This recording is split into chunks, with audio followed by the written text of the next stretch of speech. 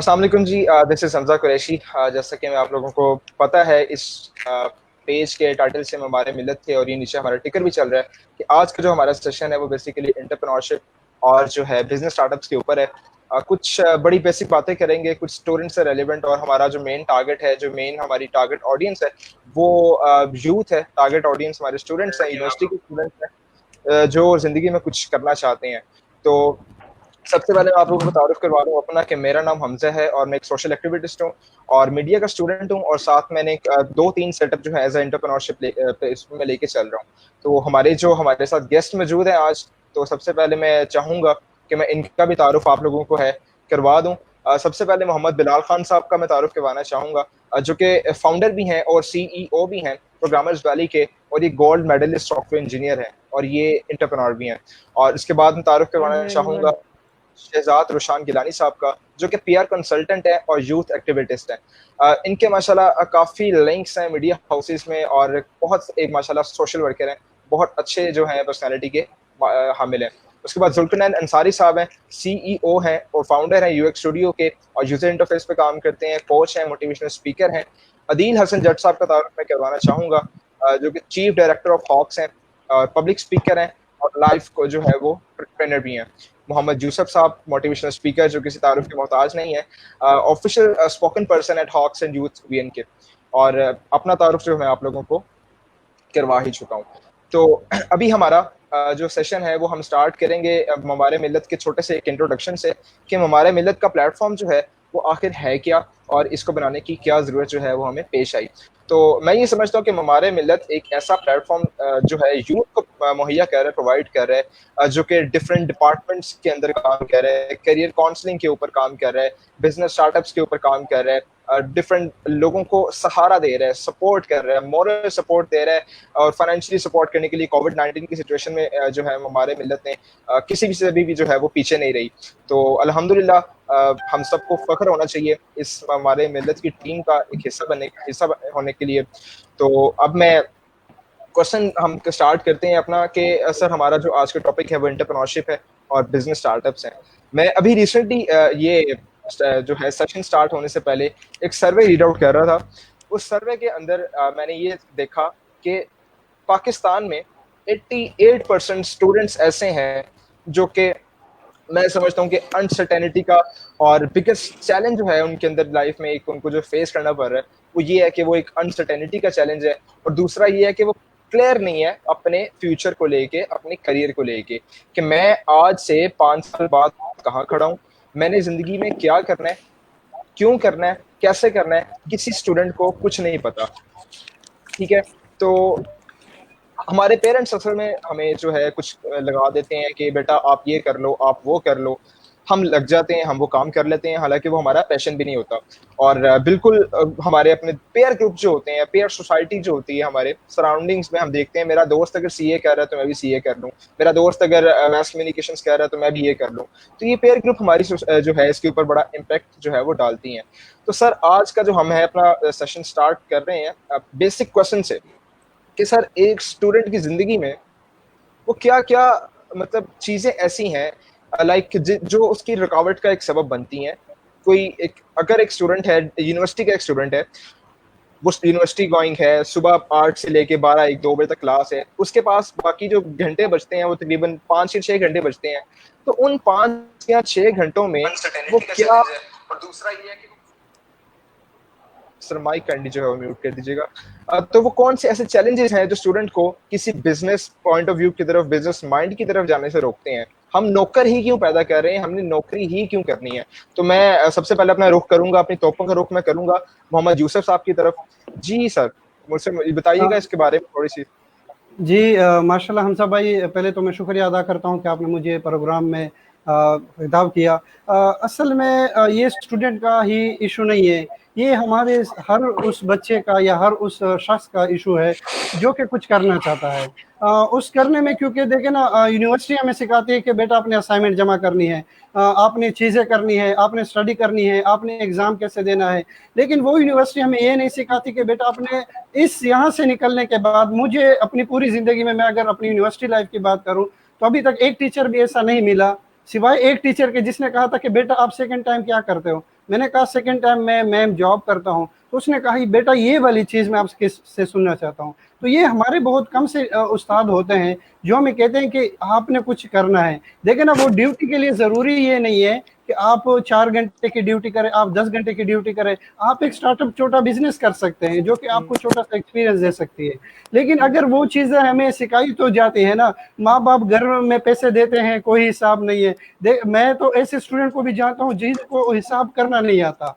वो बिज़नेस बिल्कुल स्टार्टअप करने से पहले ज़रूरी ये है कि वो अपना बेसिक शुरुआत तो करे ना, वो उसको हिसाब करना तो आता हो, डीलिंग करना तो आता हो। अगर डीलिंग करना वो डिग्री के बाद करेगा तो वो 10 साल की एक्सपीरियंस और लेगा।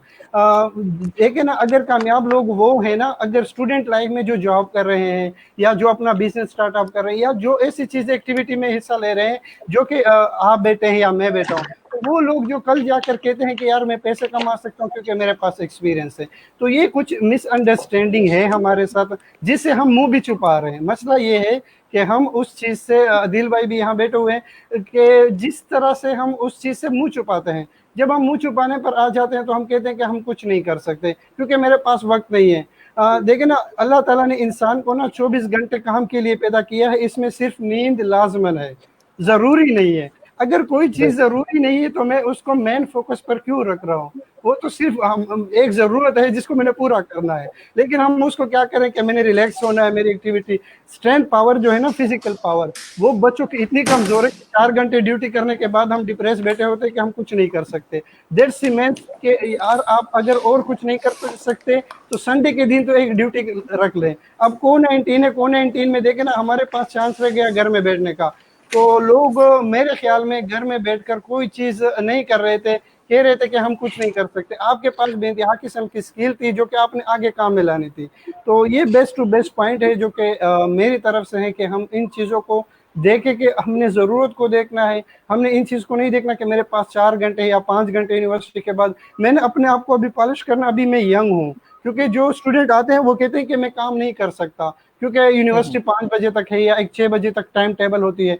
अगर ये चीज़ें हैं तो ये हर मुल्क का मसला है, सिर्फ मेरा मसला नहीं है। लेकिन वो मुल्क तरक्की कर रहे हैं, मैं पीछे हट रहा हूँ क्योंकि मैं अपनी चीज़ को पावरफुल में नहीं लेकर आना चाहता, स्ट्रेंथ को नहीं देख रहा अपने आप को। तो ये स्ट्रेंथ जो है ना, ये हमने अभी से हासिल करनी है।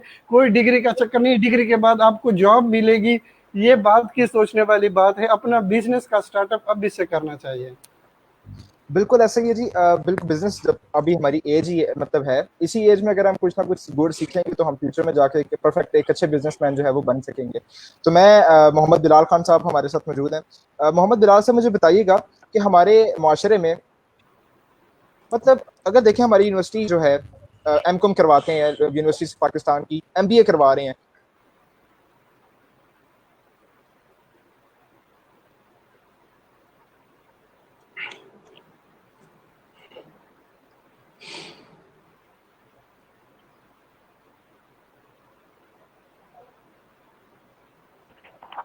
आई थिंक देर कोई इशू आ रहा है हमजा कुरैशी साहब की तरफ से।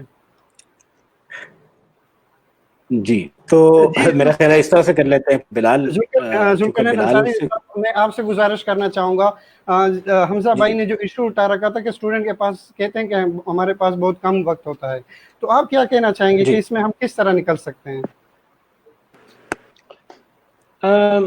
मेरी नज़र में इट्स अ बिगेस्ट डिनाई, अपने आप से डिनाई की बात है।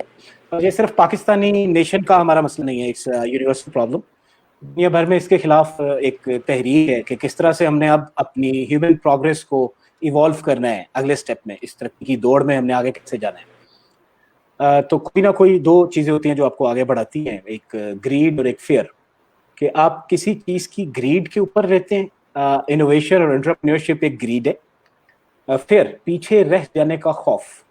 ये दो चीज़ें बहुत मजबूत काम करती हैं किसी भी माशरत को आगे बढ़ाने में।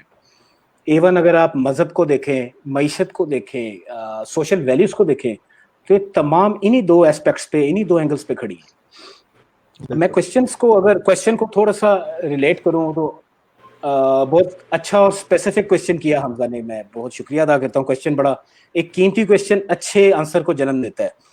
मेरे पास एंटरप्रेन्योरशिप की एग्जांपल्स जो थी ना, जो डेफिनेशंस थी, वो एक थी इस हवाले से कि इसका करियर में क्या रोल है एंटरप्रेन्योरशिप का, इसके ग्लोबल मीनिंग क्या है, इसके इकोनॉमिक्स में मीनिंग क्या है, और इसके बिजनेस में मीनिंग क्या है।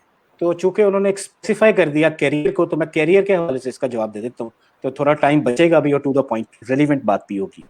क्वेश्चन ये कि स्टूडेंट्स को जो इनसिक्योरिटी है, उस दौरान उनका पैशन कहाँ गया। पेरेंट्स ने उन्होंने जो कह दिया, या पेयर उनको जो भेड़ चाल नजर आई वो उस तरफ चले गए, इस वजह से उनको क्या इनसिक्योरिटी नजर आई, स्टूडेंट की लाइफ में क्या क्या रुकावटें हैं, उनको वो अनसर्टेनिटी क्यों पेश आती है, कौन सी चीजें जो उनको स्टॉप करती हैं एफिशिएंट बनने या मार्केट में जाने में, और हमारी यूनिवर्सिटी नौकर क्यों पैदा कर रही है। चले मैं लास्ट से ऊपर जाता हूँ, नौकर क्यों पैदा कर रही हैं। यूनिवर्सिटीज जो हैं वो उनको जब उनकी बेस रखी गई थी, तो उनकी बेस ही इसी बात पर रखी गई थी कि हमने we have to build the servants. Industrialisation के बाद इंडस्ट्री को चलाने के लिए नौकर चाहिए थे, इसीलिए जो स्कूल कॉलेजेस और यूनिवर्सिटी का तालीमी निज़ाम जो था वो इस तरह से बनाया गया था कि जब टीचर कमरे में एंटर होगा तो आपने खड़े होकर यस सर कहना है, यस मैडम कहना है, नतीजतन हम दिमागी तौर पे गुलाम ही बनते हैं। अच्छा, दूसरा, हमारी यूनिवर्सिटियां बहुत अच्छा गेम खेल रही हैं इस वक्त कि आपने 14 साल 16 साल बच्चों को नौकर बनाया और आखिरी साल उन्हें कह दिया एंटरप्रेन्योर बने। यानी 14 साल और 16 साल नौकरी पढ़ के उन्होंने क्या ऑनर बना। तो उनकी एंटरप्रेन्योरशिप में भी डर है। मुझे मेंटोरशिप देते हुए भी एक अरसा हो गया, तो उस दौरान जो मैंने पहला फेयर देखा उन्हें, वो फेयर पॉजिटिव नहीं था। अभी जैसे मैंने बात शुरू की कि ग्रीड और फेयर पॉजिटिव होते हैं आपको ग्रो करवाने में, लेकिन सम फेयर्स जो आपको नेगेटिविटी का रोल अदा कर देते हैं, देयर आर सम ग्रीड्स जो आपको नेगेटिव करते हैं। So that is the main fair कि यार कहीं हम कामयाब ही ना हो जाएं। That is a one fair. कामयाब हो गए तो क्या करेंगे, नाकाम हो जाए तो क्या करेंगे। These are the two fairs. तो नौकर इसलिए पैदा हो रहे हैं क्योंकि यूनिवर्सिटीज इस तरह से हैं। मिसाल खान एकेडमी का सुना होगा, तो खान एकेडमी ने एक स्कूल, कोई टाइम बाउंड डिग्री नहीं है। एक 14 साल का बच्चा एक 18 साल के बच्चे से बहस कर सकता है पॉलिटिक्स पे। जो भी उनकी पैशन है वो उस पैशन की बेस पे अपनी पिक करते हैं कि what they wanted to do, what they wanted to learn. और वहां पे टीचर आपको सिखाने के लिए नहीं है, वो आपको सिर्फ गाइड करने के लिए कि आप उसके पास जाएं कि मैं इस चीज पे रिसर्च करना चाहता हूँ, कहाँ से करूँ। सो दिस इज। और आपने देखा होगा कि सुना होगा कि इस वक्त टेस्ला या बिल गेट्स, ये तमाम लोग जो हैं उन्होंने अपने बच्चे स्कूलों से उठा लिए हैं, तमाम तजर्बाती स्कूलों में पढ़ रहे हैं कि कल को उनकी यूनिवर्सिटियों में जाने हैं। तो हमारे मुल्क में भी इंशाल्लाह कोई 20 साल बाद आ ही जाएगा ये निज़ाम। तो एक एग्जिस्टिंग निज़ाम पैदा ही नहीं कर सकता आपके ट्रू एंटरप्रेन्योर्स। तो हमारे पास कई यूनिवर्सिटीज ऐसी हैं जो कि नौकरी पैदा कर रही हैं, और कई यूनिवर्सिटीज ऐसी हैं जो कि अच्छे नौकर पैदा कर रही हैं। कुछ यूनिवर्सिटीज ऐसी हैं जो कि नौकरों में मैनेजर्स पैदा कर रही हैं कि यार अब हमारे इंडस्ट्रीज में मैनेजर्स की जरूरत थी, तो चले हम ये इदारा बना लेते हैं जो मैनेजमेंट पढ़ाए और मैनेजर के लेवल के नौकर पैदा करें। सो मेरा ख्याल यहाँ तक काफी ऐसे ज्यादा आगे थोड़े से मेरे भी पर जलते हैं। स्टूडेंट की जिंदगी में क्या रुकावट है जी। एक थियरी है, 1970s में एक शख्स ने थ्योरी लिखी थी, integral theory, theory of integrity, और इसको कहते हैं थ्योरी ऑफ एवरीथिंग। इस थ्योरी में ये चीज बताई गई थी कि इंसान की जिंदगी में जो इस थ्योरी का मकसद ये था कि आप लिविंग की टोटलिटी, बॉडी, सोल, माइंड और स्पिरिट, इन चीजों की बेस पे क्या हम कोई ऐसा फ्रेमवर्क बना सकते हैं जो जिंदगी के हर पहलू में आपके काम आए। और उस थ्योरी के 4 क्वाड्रेंट से कैन्स क्वाड्रेंट कहते हैं। पहला क्वाड्रेंट होता है आई, जो इंटरनल है, सब्जेक्टिव। दूसरा होता है वी, कल्चर, हम सब मिलकर क्या कर सकते हैं। फिर है इट, बिहेवियरल ऑब्जेक्टिव, और उसके बाद होता है इट्स, सोशल और इंटर ऑब्जेक्टिव। तो स्टार्ट विद आई। मैं अगर किसी चैलेंज में फंसा हुआ हूं, तो मुझे उस चैलेंज में रोना या उसके ऊपर कोई सेल्फ डिनाइल में जाने की जरूरत नहीं है। मुझे उस प्रॉब्लम को आइडेंटिफाई करना है, उसके पॉसिबल सॉल्यूशंस देखने, और उस सॉल्यूशंस पे देखना है कि मैं कैसे इस पे चल सकता हूँ, मिलके कितने लोगों के साथ चल सकता हूँ, किस ऑब्जेक्टिव या बिहेवियर के ऊपर मैं चल सकता हूँ, जो एक पूरी सोसाइटी एक बिहेवियरल अप्रोच का मुजाहिरा कर रही है, और उसके सोशल इट्स के इम्पैक्ट में कैसा है, जब वो उसके नोट करते हैं तो हर शख्स इस चीज से निकल सकता है। तो it's a very practical example कि किस तरह से स्टूडेंट्स अपनी जिंदगी की रुकावटें दूर कर सकते हैं by applying the theory of integrity और इंटेग्रल थ्योरी। पैशन, बहुत सी जगहों पे ये चीज अब गलत प्रूफ हो चुकी है कि जो कहते हैं कि जी सिर्फ पैशन ही सब कुछ है, ख्वाब ही सब कुछ है। दो किस्म के लोग होते हैं, एक वो जो ख्वाब देखते हैं और एक वो जो ख्वाब पूरा करते हैं। अगर इन दोनों का मुकाबला करवाया जाए तो दुनिया ख्वाब देखने वालों की नहीं है। Dreamers are nothing, doers are something, जो डू करते हैं उस ख्वाब को आइंदा तबीर करते हैं। अच्छा, तो ख्वाब के बगैर उसका अमल बेकार है, इसी तरह अमल बगैर ख्वाब बेकार है, लेकिन अहमियत अमल की ख्वाब से ज्यादा है। मुझे जितने लोग मिल रहे हैं सर हमारे पास करोड़ों का आइडिया है, तो मैं कहता हूँ यार आप ये कह सकते हैं कि you have a $1,000,000 shit because वो आइडिया ही है, आपके ख्याल में है, अमली वजूद में नहीं आया, फिर अभी वो वैलिडेट नहीं हुआ, वो आइडिया किसके लिए था।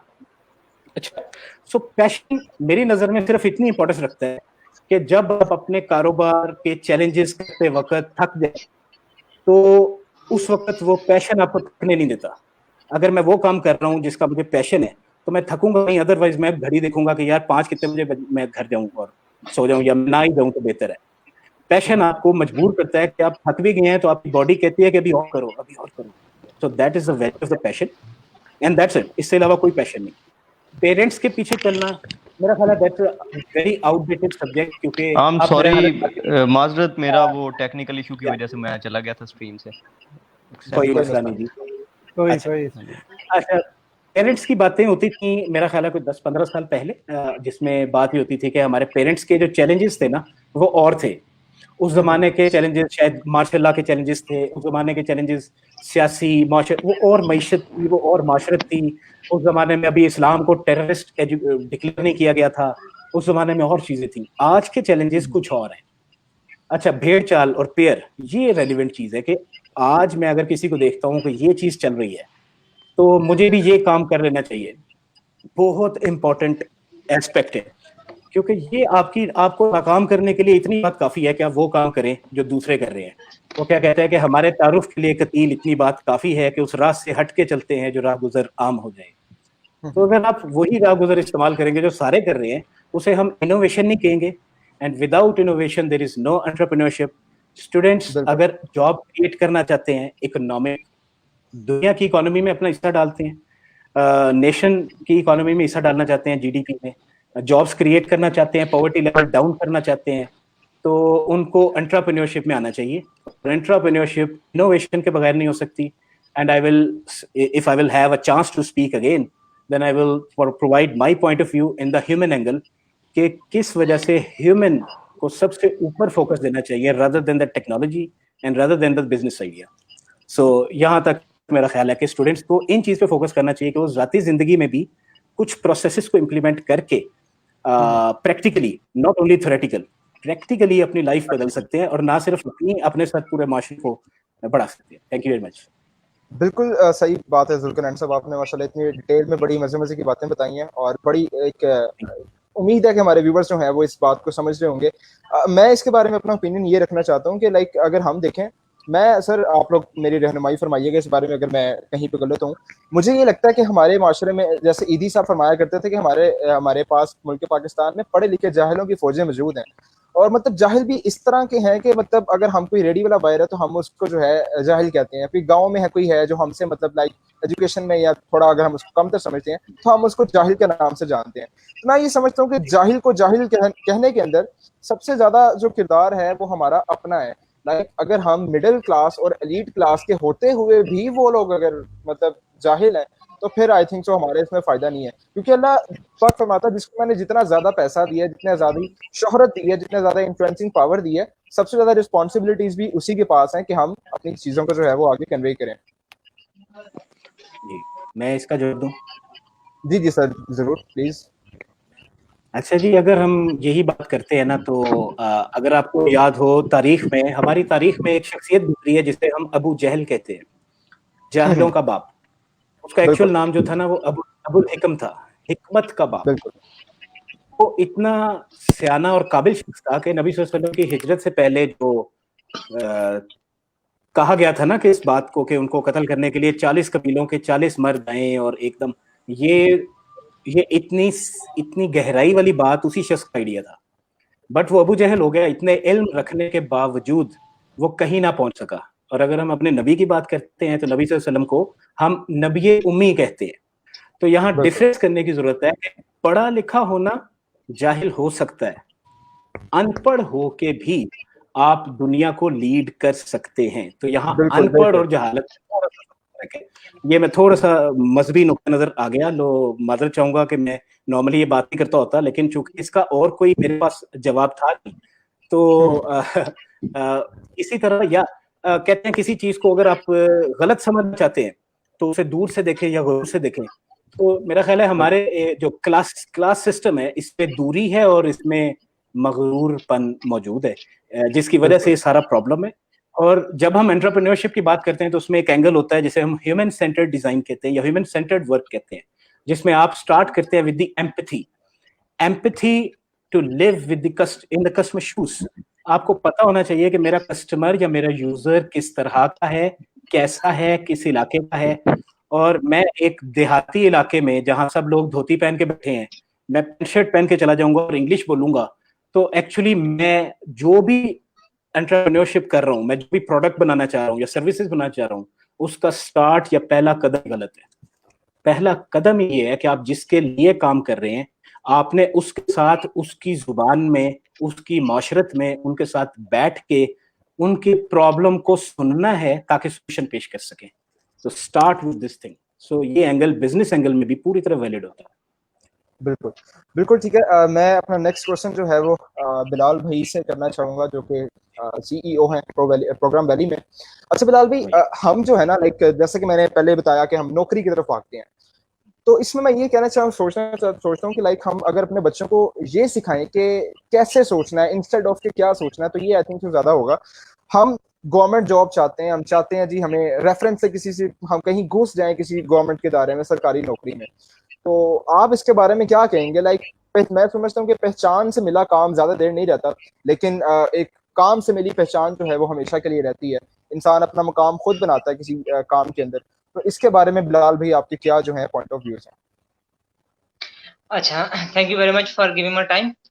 ओके, इसमें मैं ये चीज सोचता हूँ कि सबसे पहले एक बच्चा पैदा होता है, बच्चा पैदा होने के बाद हम उसको नहीं पता था कि उसने इंग्लिश बोलनी है या उर्दू बोलनी है, उसकी क्या लैंग्वेज है। जैसे हम लोग उससे बात करते हैं, वो हमारी बात को रिस्पॉन्स करता है, वो उसी तरह एक मेंटली लेवल पे ट्रेन होना स्टार्ट हो जाता है, और उसी तरह उसकी ग्रूमिंग होती है और वो हमें देख के सीखता है। और इसी तरह हम इसको कंपेयर करते हैं हमारे एजुकेशन सिस्टम के ऊपर। हमारे एजुकेशन सिस्टम में अनफॉर्चुनेटली हम लोग इंजीनियर बन रहे हैं, हम लोग इलेक्ट्रिकल इंजीनियर बन रहे हैं, हम लोग सीए कर रहे हैं, हम लोग एसीसीए कर रहे हैं। तो हमें यही सिखाया जाता है कि आपने एक कंपनी में जाके काम कैसे संभालना है, आपने जॉब कैसे फाइंड करनी है, हमने जॉब हंटिंग कैसे करनी है। बेसिकली इसी तरह हमें हमारी यूनिवर्सिटीज में, हमारे एजुकेशनल सिस्टम में हमें यूं ही ट्रेन किया गया कि आपने जाके जॉब संभालनी है, आपने एक किसी चीज की जॉब परफॉर्म करनी है। हमें कभी भी नहीं सिखाया जाता। हमारे जो चंद एक यूनिवर्सिटीज के अलावा, मैं सबको ब्लेम नहीं कर रहा हूँ, चंद एक यूनिवर्सिटीज के अलावा को नहीं बताते कि आपने एंटरप्रेन्योरशिप की तरफ जाना है, आपने स्टार्टअप की तरफ जाना है, आपने लोगों के प्रॉब्लम्स को सुनना है, आपने अपने जिस भी आप एजुकेशन सिस्टम के अंदर है, आपकी जो भी स्पेशलाइजेशन है, आप उस स्पेशलाइजेशन के थ्रू कैसे लोगों की जिंदगी आसान कर सकते हैं। बेसिकली एंटरप्रेन्योरशिप है क्या? बेसिकली ये चीज ये होती है कि आपने लोगों की जिंदगी को सहल कैसे बनाना है। साइंस क्या कर रही है? साइंस बेसिकली यही कर रही है कि हमारी लोगों की जिंदगी को सहल बना रही है। जैसे कि एक मोबाइल फोन है, आपकी जिंदगी बहुत आरामदेह बन गया, इजीली दूर बैठे लोगों से बात कर सकते हैं। इसके अलावा जैसे कि अब ई कॉमर्स मार्केट आ गई है। ई कॉमर्स मार्केट में क्या है कि आप कंप्यूटर साइंटिस्ट जो लोग होते हैं, उन्होंने आपकी शॉपिंग को बहुत ईजी बना दिया है कि आप लोग घर बैठ के आप शॉपिंग कर सकते हैं किसी भी तरह की। इसी तरह अगर हर मीडिया, मतलब कि हर तबके का लोग, हर डोमेन के लोग सिर्फ ये सोचना स्टार्ट कर दें कि हम लोग अपनी स्पेशलाइजेशन के थ्रू कैसे एक लोगों की जिंदगी को आसान बना सकते हैं। मेरे नजर में एक ये छोटा सा ये कंसेप्ट है एंटरप्रेन्योरशिप का, कि एंटरप्रेन्योरशिप ये होती है।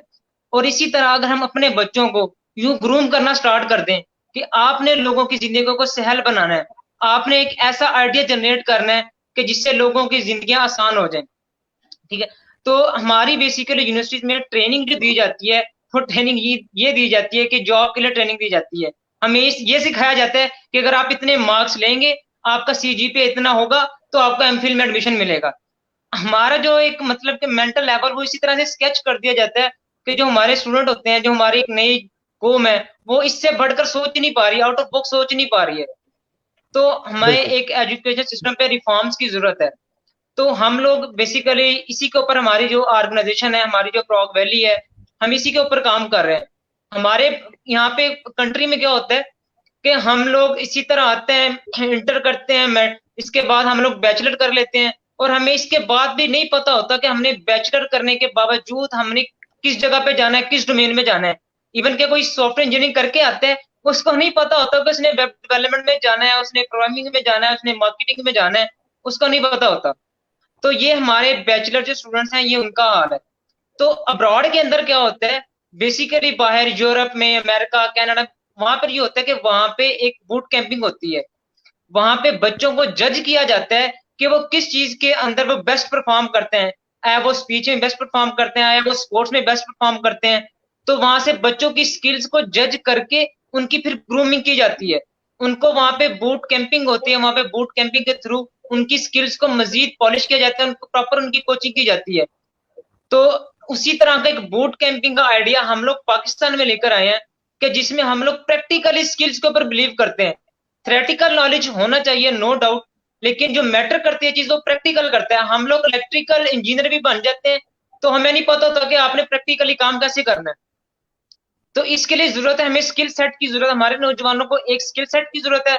और दूसरा एक इस माइंड सेट की जरूरत है कि आप अपनी स्किल सेट को दूसरे लोगों के लिए कैसे आप यूज कर सकते हैं। बिल्कुल जी, बिल्कुल ठीक हो गया। अच्छा, शहजाद रुशान गिलानी साहब आपकी तरफ आते हैं। थोड़ा सा टाइम जो है हमने मैनेज करना है, तो इंशाल्लाह तमाम जो है सम अप करें थोड़ा सा विद इन अपनी थॉट्स को। शहजाद भाई मुझे बताइएगा कि एक स्टूडेंट है, अब उसने बिजनेस, अब ऑब्वियसली कुछ ना कुछ, हम जॉब की तरफ अगर नहीं जा रहे, ये सारे मतलब हमारा जो पॉइंट ऑफ व्यू है हमारा सबके साथ सेम, मैं एग्री करता हूँ कि जॉब जो है वो मतलब हम लॉन्गर रन में नहीं कर सकते, हमें कहीं ना कहीं छोटी मोटी इन्वेस्टमेंट्स, कहीं ना छोटे छोटे स्टार्टअप जो हैं वो करने पड़ेंगे इन फ्यूचर, अगर हमें सर्वाइव करना है तो। और यही एक I think so best future का है भी। रुशान साहब मुझे बताइएगा कि जीरो इन्वेस्टमेंट फार्मूला जो होता है, जो मतलब आजकल हम देखते हैं कि जीरो इन्वेस्टमेंट के साथ अपना बिजनेस स्टार्ट करें, बिल्कुल कुछ भी नहीं आपने इन्वेस्ट करना, आप अपना बिजनेस स्टार्ट कर सकते हैं। तो बताइएगा ये कैसे कर सकते हैं हम, मतलब इसके क्या मतलब जीरो इन्वेस्टमेंट के साथ कैसे पॉसिबल है ये?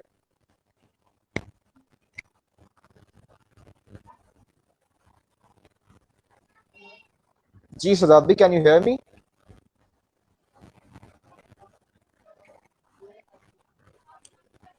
जी अदील भाई, आपको मेरी आवाज आ रही है? जी मुझे आपकी आवाज आ रही जी अदील भाई, आप आप इस चीज का हाँ जी, बताइए। अदील से शेख, हाँ जी, बिल्कुल। है वो हमेशा के लिए रहती है। जी बिस्मिल्लाहिर्रहमानिर्रहीम। सबसे पहले तो मैं बहुत ज़्यादा शुक्रगुजार हूँ आपका कि आपने मुझे आज अपने इस सेशन में इतने काबिल लोगों के साथ बिठाया। माशाल्लाह मुझे सबकी बातें सुन के बहुत अच्छा लगा और मैंने बहुत सीखा। मैं अपनी बात शुरू करने से पहले जो मुल्की हालात कोविड-19 की वजह से चल रहे हैं, उसमें मैं अपनी तरफ से, आपकी तरफ से, तमाम स्पीकर की तरफ से, जितने भी पैरामेडिक स्टाफ हैं, नर्सेज हैं, डॉक्टर्स हैं, पाकिस्तान आर्मी है, गवर्नमेंट है, पुलिस के लोग हैं, जितने भी लोग इसमें वर्किंग कर रहे हैं, मैं सबसे पहले एक तो उनको खराज तहसीन पेश करता हूँ।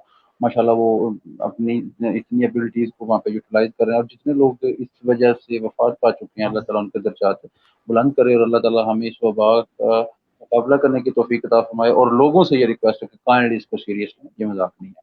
अच्छा, दूसरी बात सर ये है कि देखें माशाल्लाह बहुत अच्छी जो है वो डिस्कशन हुई इस हवाले से, एंटरप्रेन्योरशिप पे भी बात होगी, साथ में मोटिवेशन पे भी बात होगी। सर मेरी नज़र के मुताबिक ना एंटरप्रेन्योरशिप के हवाले से जो सबसे बड़ी चीज़ होती है ना, आप जो भी काम स्टार्ट करते हैं ना उसके कुछ रूल्स होते हैं, कुछ रूल्स एंड रेगुलेशन हो ना तब वो चीज़ें स्टार्ट होती हैं। मैं ऐसा-ऐसा इस चीज़ को जल्दी समझ करूँगा। देखें, अब एक बच्चा है, जो सबसे पहली चीज़ है यूनिवर्सिटीज़ के हवाले से बहुत अच्छी बात की है कि यूनिवर्सिटी में कुछ नहीं बताया जाता और ख़ास करके प्राइवेट यूनिवर्सिटीज़ में तो जस्ट बिज़नेस है सर, बिल्कुल, जिसको बुरा लगे, लगे। अल्हम्दुलिल्लाह मुझे 10 से 12 साल हो गए हैं इसी फ़ील्ड में, मैंने बहुत सी जगह को देखा है, जानता हूँ, यूसुफ भाई इस हवाले से जानते हैं। सर बिल्कुल बिज़नेस है, कुछ नहीं बताते। बिल्कुल कुछ नहीं बताते। मैं गवर्नमेंट सेक्टर में भी रह के देखा है, सारा देखा है, इस पे कोई बचना नहीं रहता। और दूसरी सर मैं एक चीज बात कहूँ आपको, जब एक बच्चा जो काम शुरू करना चाहता है ना सर, देखें, एक एक वो बच्चा जो है ना जिसको कदर नहीं है काम की, जिस बच्चे को जिस तरह यूसुफ ने कहा हिसाब करना नहीं आता, लेकिन पता है क्या, उसको घर से पैसे मिल जाएंगे, वो जाके कहेगा जी मैं अपना कारोबार शुरू करना चाहता हूँ, उसके घर वाले कहेंगे ये लो आप अपना कारोबार शुरू करो, बड़ी बात है हमारा बच्चा कारोबार शुरू करने लगा है, अपने पाँव पे खड़ा होने लगा है। ये इसमें वालदैन का कसूर बहुत ज्यादा है। देखिए बच्चे की प्रैक्टिस ही नहीं है। आप जो भी काम शुरू करते हैं ना उसके कुछ रूल्स एंड रेगुलेशन होते हैं। सबसे पहला रूल क्या होता है, आप अपना गोल सेट करें, ठीक है। वो जैसे आईडीए की यहाँ पे जुल्कनैन साहब ने आई थिंक बात की आईडीए के हवाले से, आईडीए वाली बात बाकी बड़ी आसान होती है। लोग कहते हैं ये आइडिया है ऐसे ही है, करोड़ों का, इस पे तुम काम करो। ऐसे ही कोई है। क्यों नहीं कहता कि मैं इस पे काम करता हूँ, हाँ? देखिए ना, मैं ये तो कहूंगा कि मैं यही कहूंगा सर जुल्कनैन ये देखिए इतना बड़ा आइडिया है, इसमें आप करोड़ों कमा सकते हैं, जरा इसको स्टार्टअप तो करें। तो मैं ये क्यों नहीं कहता कि मैं स्टार्टअप करता हूँ, ठीक है। ये चीज बड़ी मैटर करती है, बातों से बड़ा कुछ हो जाता है, लेकिन असल काम प्रैक्टिकल का होता है। मैं वो बात, अच्छा देखिए, अब वो बच्चा है उसके पास नॉलेज ही नहीं है। देखिए सबसे पहले आप अपना गोल सेट करें, आप किस तरफ जाना चाहते हैं।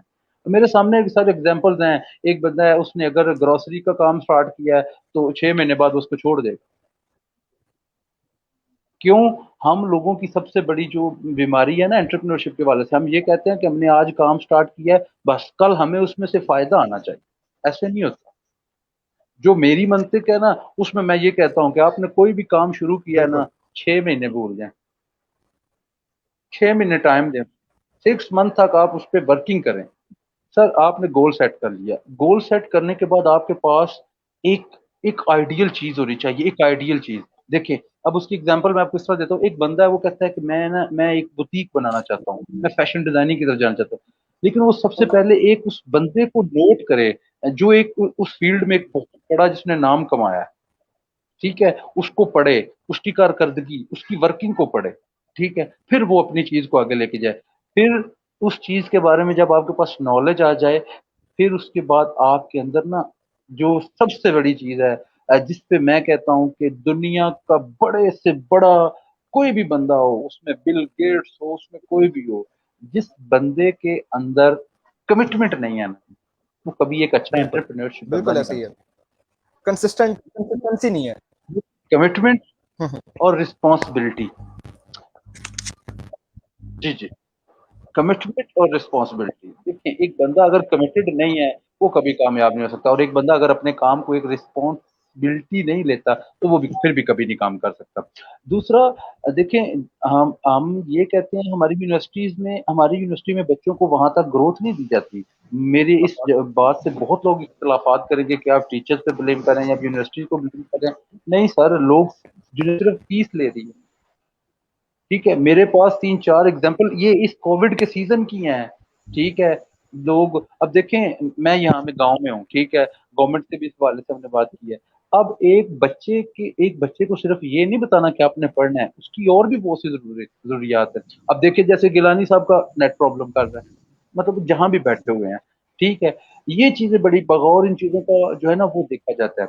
दूसरी चीज, एंटरप्रेन्योरशिप के हवाले से जो सबसे बड़ी हमारे अंदर खामी पाई जाती है ना, वो ये खामी पाई जाती है कि हम जो बच्चा सोचता है ना, जिस पे बच्चे ने वर्किंग की थी है, मैं उस बच्चे की बात कर रहा हूँ जिसने वर्किंग की है, जिसके पास नॉलेज है, जो जिसका पास उसका आइडियल है, और जो अपने उस काम में सीरियस है, हम बिल्कुल उसकी ऐसे ही है। लेग पुलिंग बहुत करते हैं, ठीक है। जैसे सर ने बात की, देखें हम उसकी लेग पुलिंग किस तरह करते हैं, उसको कहते हैं नहीं नहीं ये नहीं करो, ये करो, हाँ, सपोर्ट हम तुम्हें मशवरे जरूर हम करते अपने हैं देंगे। लेकिन ये करो। अब देखें, मैं शहर की बात, जी जी, मैं शहर की बात तो नहीं करता। गांव में आज से कुछ अर्सा पहले तक सिर्फ क्या होता था, अब मैं थोड़ा सा पंजाबी कर से, साडा पुत्र यहाँ जी इंजीनियर बनेगा या डॉक्टर बनेगा, ठीक है, या वकील बनेगा। मतलब उनकी नजर में सीएसपी बिल्कुल। ऑफिसर कोई मायने नहीं रखता, एक अच्छा फोटोग्राफर कोई मायने नहीं रखता, एक फैशन डिजाइनर कोई मायने नहीं रखता, ठीक है, बिल्कुल। नहीं ये तीन चीजें ही हैं, ठीक है।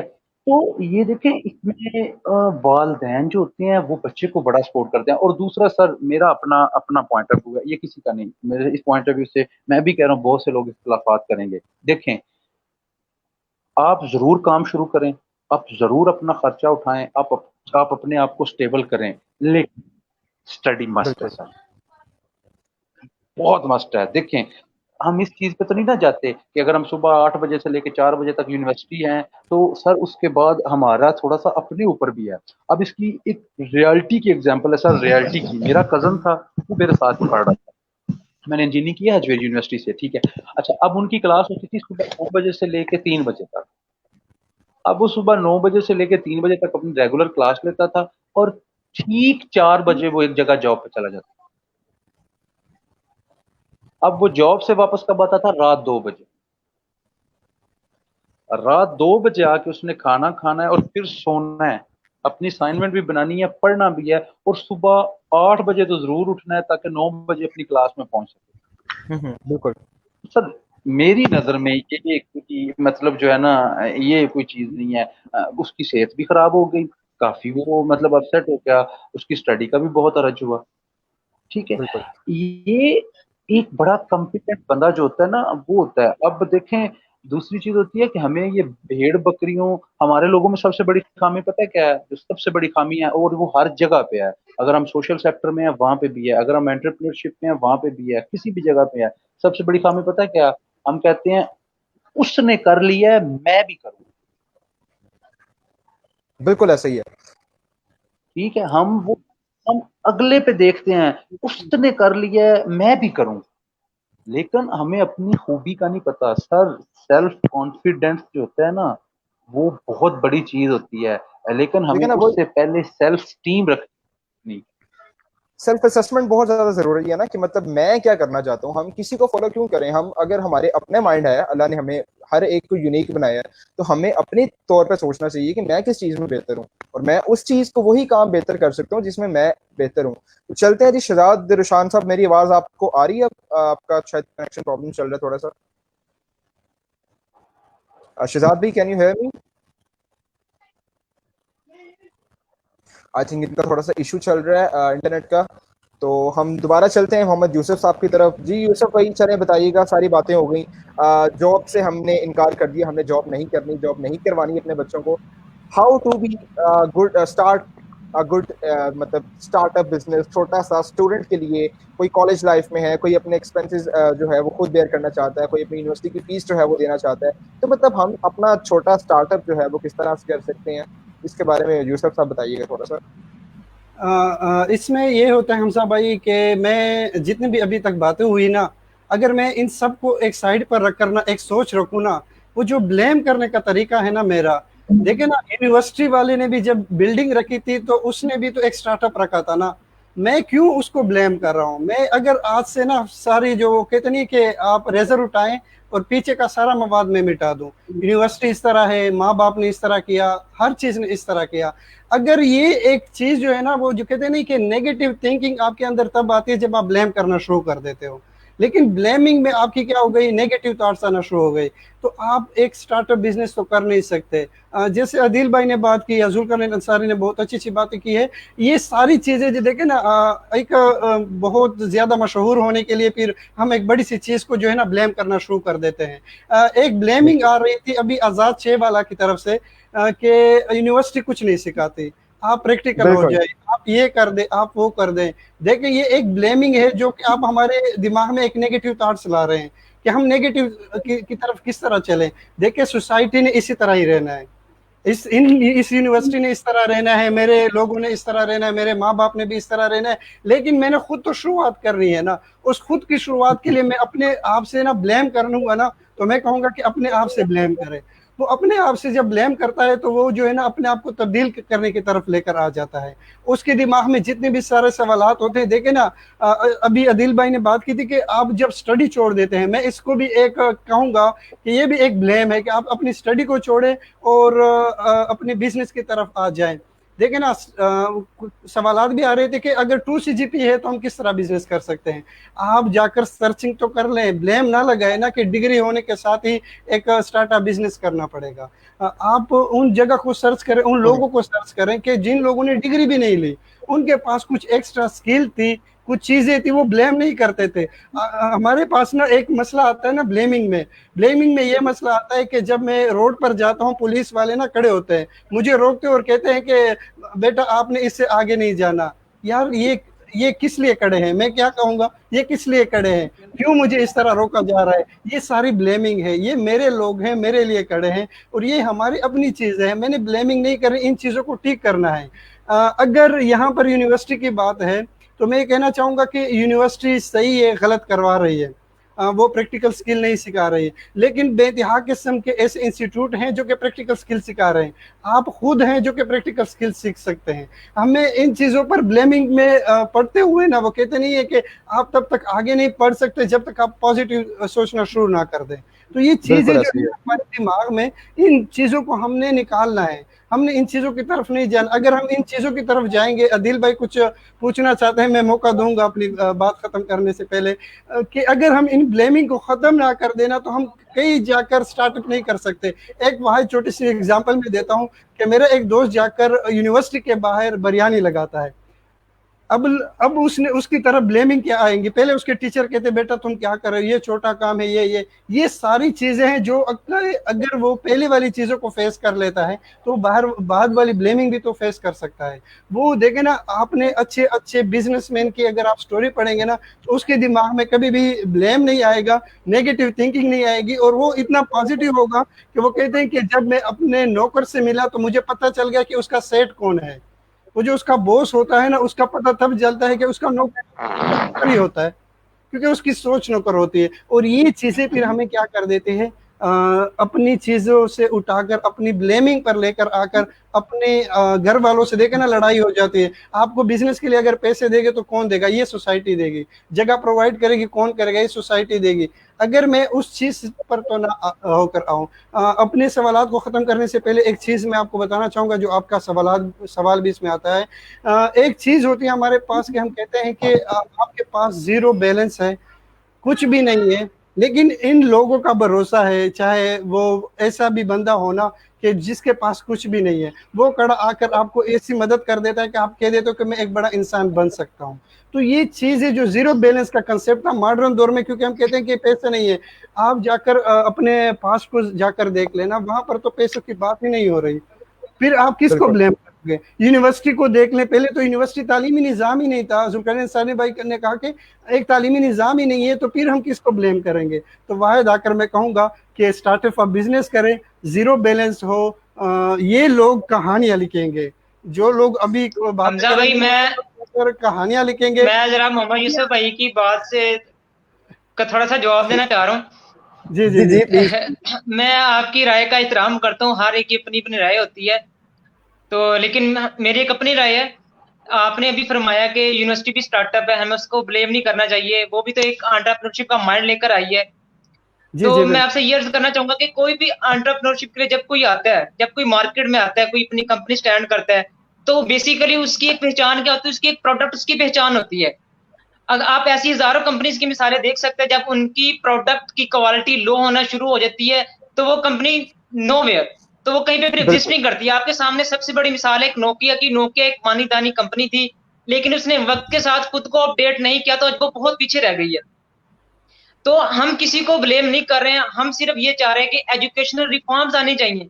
हम लोग इस एज के अंदर आगे हम लोग ये जरूर सोच सकते हैं कि हमें ब्लेम नहीं करना चाहिए, हमें खुद के ऊपर गौर करके पॉजिटिविटी लेकर हमें कुछ नया करना चाहिए। लेकिन क्वेश्चन ये कि हम तो कुछ कर लेंगे, लेकिन जो हमारी आने वाली जनरेशन है, जो हमारी जनरेशन आ रही है, वो उन्होंने उसी यूनिवर्सिटीज कॉलेज से होकर गुजरना है। क्या वो भी इसी एज के अंदर आके सोचेंगे जैसे हम सोच रहे हैं?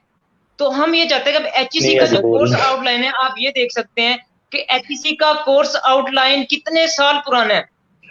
वही कोर्स, वही आउटलाइन हमारे बाप दादा ने पढ़ी है, फिर उन्होंने भी वही पढ़ी है। अपडेशन क्या होगी? माइनर सी अपडेशन होगी, 1%, 2% या 3%।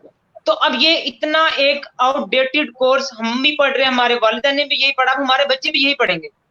जब तक हमारी ये जो आप बता रहे हैं कि यूनिवर्सिटीज कॉलेजेस को ब्लेम नहीं करना चाहिए, जब तक ये अपडेट नहीं करेंगे खुद को, जब तक ये एजुकेशनल रिफॉर्म्स नहीं करेंगे, कोर्सेज अपडेट नहीं करेंगे, तो हम कैसे एक्सपेक्ट कर सकते हैं कि हमारे कंट्री के अंदर हमारे लोग एंटरप्रेन्योरशिप की तरफ आएंगे, स्किल सेट गेन करेंगे? हमें तो फिर कोई तवक्को नहीं रखनी चाहिए इनसे। अब एक छोटी सी एग्जांपल देता हूँ कि आईटी की फील्ड की सिर्फ हम बात करते हैं, तो आए दिन आईटी की फील्ड में अगर उसकी लैंग्वेजेस हो, कोई भी टेक्नोलॉजी हो, हर दूसरे दिन, हर महीने अपडेशन आई होती है। और लेकिन हम यूनिवर्सिटीज में क्या पढ़ रहे हैं, वही एक बरसों पुरानी एक लैंग्वेज पढ़ रहे हैं, वही एक बरसों पुराना आउटडेटेड कोर्स पढ़ रहे हैं, तो जिसकी में कोई एग्जिस्ट नहीं करता। इवन के ऐसी मार्केटिंग की टर्म्स हैं, आईटी की टर्म्स हैं, जो मैंने बजाते खुद ये बैचलर डिग्री करने के बाद मैंने सुनी है। जब हम इंडस्ट्री के अंदर आते हैं, हम इंडस्ट्री में आके पता चलता है कि ये भी चीजें, ये भी चीजें, इनका तो हमने नाम भी नहीं सुना है। तो फिर हमारे एजुकेशनल इंस्टीट्यूट क्या कर रहे हैं, उन्होंने 4 साल किस चीज के लिए हैं, अब वो 4 साल में क्या कर रहे हैं। अब्रॉड की मैं बार बार एग्जांपल देता हूँ कि वहां पे क्या होता है, उनको एक स्पेसिफिक डोमेन के अंदर उनको ट्रेन किया जाता है, उनको बताया जाता है कि उसकी हिस्ट्री बताई जाती है, उसकी फिर एडवांसमेंट चीजों के ऊपर उनको प्रैक्टिकल ट्रेन किया जाता है। हमारी यूनिवर्सिटी के अंदर क्या हो रहा है, अगर हम एक आईटी डिग्री कर रहे हैं, हमें आईटी के सब्जेक्ट के अलावा एडिशनल और भी सब्जेक्ट होते हैं जो हमें पढ़ने पड़ते हैं, जिनकी कोई जरूरत नहीं है मेरे ख्याल से। हमें उसी फील्ड से रिलेटेड सब्जेक्ट्स को पढ़ना चाहिए, और उसकी जो अपडेशन आती है उस डोमेन के अंदर, उस इंडस्ट्री के अंदर अपडेशन आती है, उनको गेट करके उनके ऊपर हमें स्किल सेट देना चाहिए। और अगर यूनिवर्सिटीज यूं ही चलती रही तो यूनिवर्सिटीज के ऊपर ब्लेम आता रहेगा, क्योंकि हमारी जो जनरेशन है उन्हीं यूनिवर्सिटी से होकर गुजरेगी। एक चीज तो मैं कंफर्म कर रहा था बिलाल भाई, आपके पॉइंट पर मैं असल में इसके बाद आ रहा था, लेकिन आपने मौका नहीं दिया। और ये जवानों का जो जज्बा है ना, ये मुझे बहुत पसंद होता है।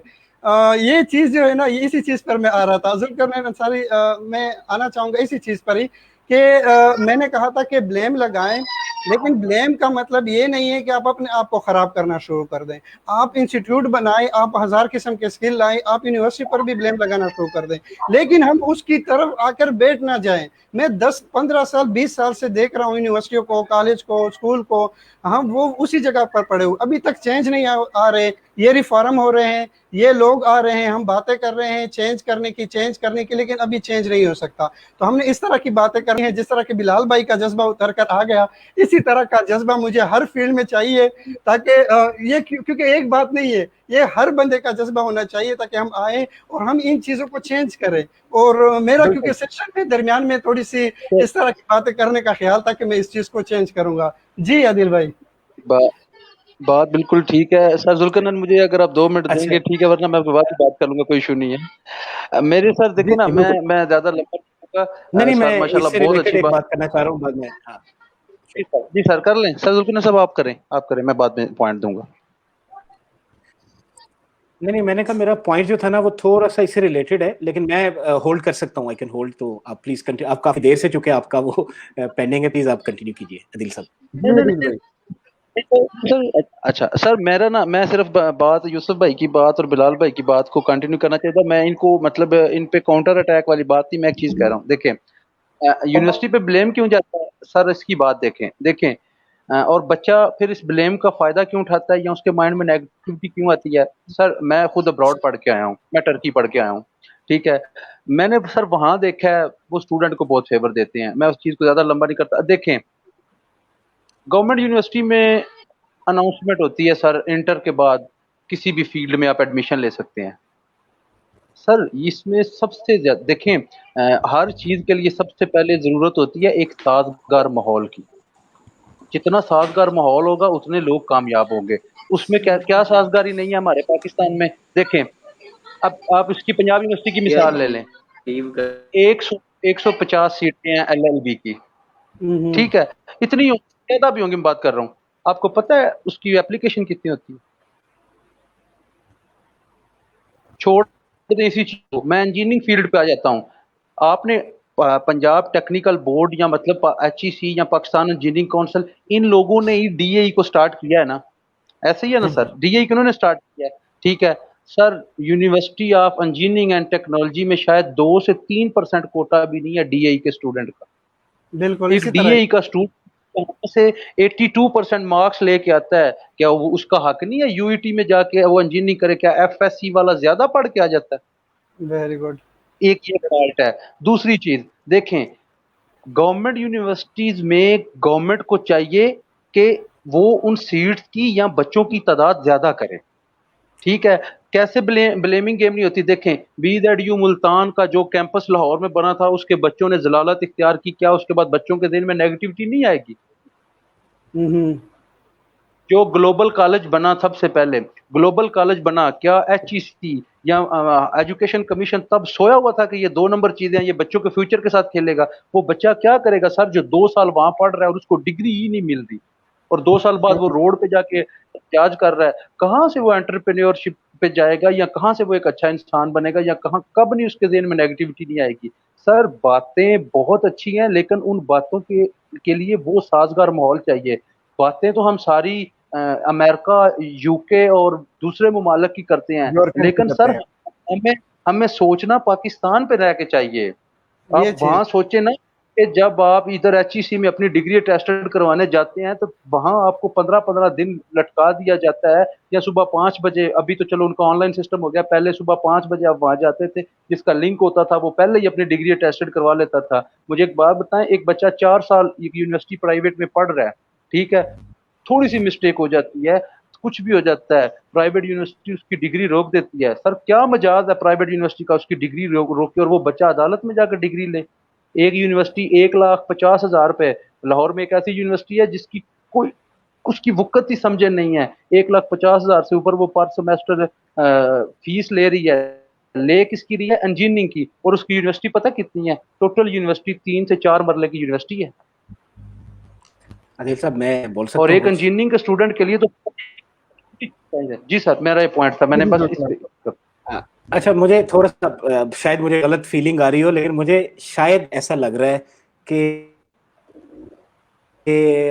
कन्वर्सेशन पिछली 35 मिनट से एक टॉपिक पे चल रही है, and that topic is the problem of the universities without any solution और multiple solutions, may be one smaller solution कि यार हम क्या कर सकते हैं और कैसे वे में कर सकते हैं। अगर हम इसी की एग्जांपल को दें तो हमारा मेन टॉपिक जो है ना वो है एंटरप्रेन्योरशिप और स्टार्टअप्स के मॉड। एंटरप्रेन्योरशिप के ऊपर मैं चाहूंगा कि थोड़ी सी, ताकि अगर वैल्यू ऐड हो सके, आल्दो कि इट्स अ ग्रेट वैल्यू कि हमने एक रियल पिक्चर लोगों के सामने रखी है, और एंड रियली अप्रिशिएट यूसुफ भाई, अदील भाई एंड बिलाल साहब। मैं इसमें अगर थोड़ा सा ऐड करूं तो शायद ये ऐड कर सकता हूं कि मैं यूनिवर्सिटीज में, मुझे 12 यूनिवर्सिटीज से ऑफर आई कि मैं वहां पे आके एज लेक्चरर हूं, और मैंने वो रिजेक्ट कर दिया बेस्ड ऑन वन रीजन। मैं उनसे कंप्यूटर की डेटा साइंस की बुक मांगता हूँ, ये डेटा साइंस की बुक दिखाएं, तो वो डेटा साइंस की बुक के मैं चैप्टर नंबर और पेज नंबर और ऑथर के नाम बताता हूँ कि ये मैंने 1999 में पढ़ा था, 1999, और still it is a part of your syllabus. इसको आउटडेटेड, यानी मशीन लर्निंग और आर्टिफिशियल इंटेलिजेंस और जो पाकिस्तान की यूनिवर्सिटीज में नहीं पढ़ाया जा रहा, और पाकिस्तान के प्रोफेशनल्स इस वक्त फ्रीलांसिंग के अंदर इतना ज्यादा कमा रहे हैं, तो उन्होंने कहां से पढ़ा? तो एक बात तो आपकी बिल्कुल फैक्ट है कि हमें खुद करना चाहिए।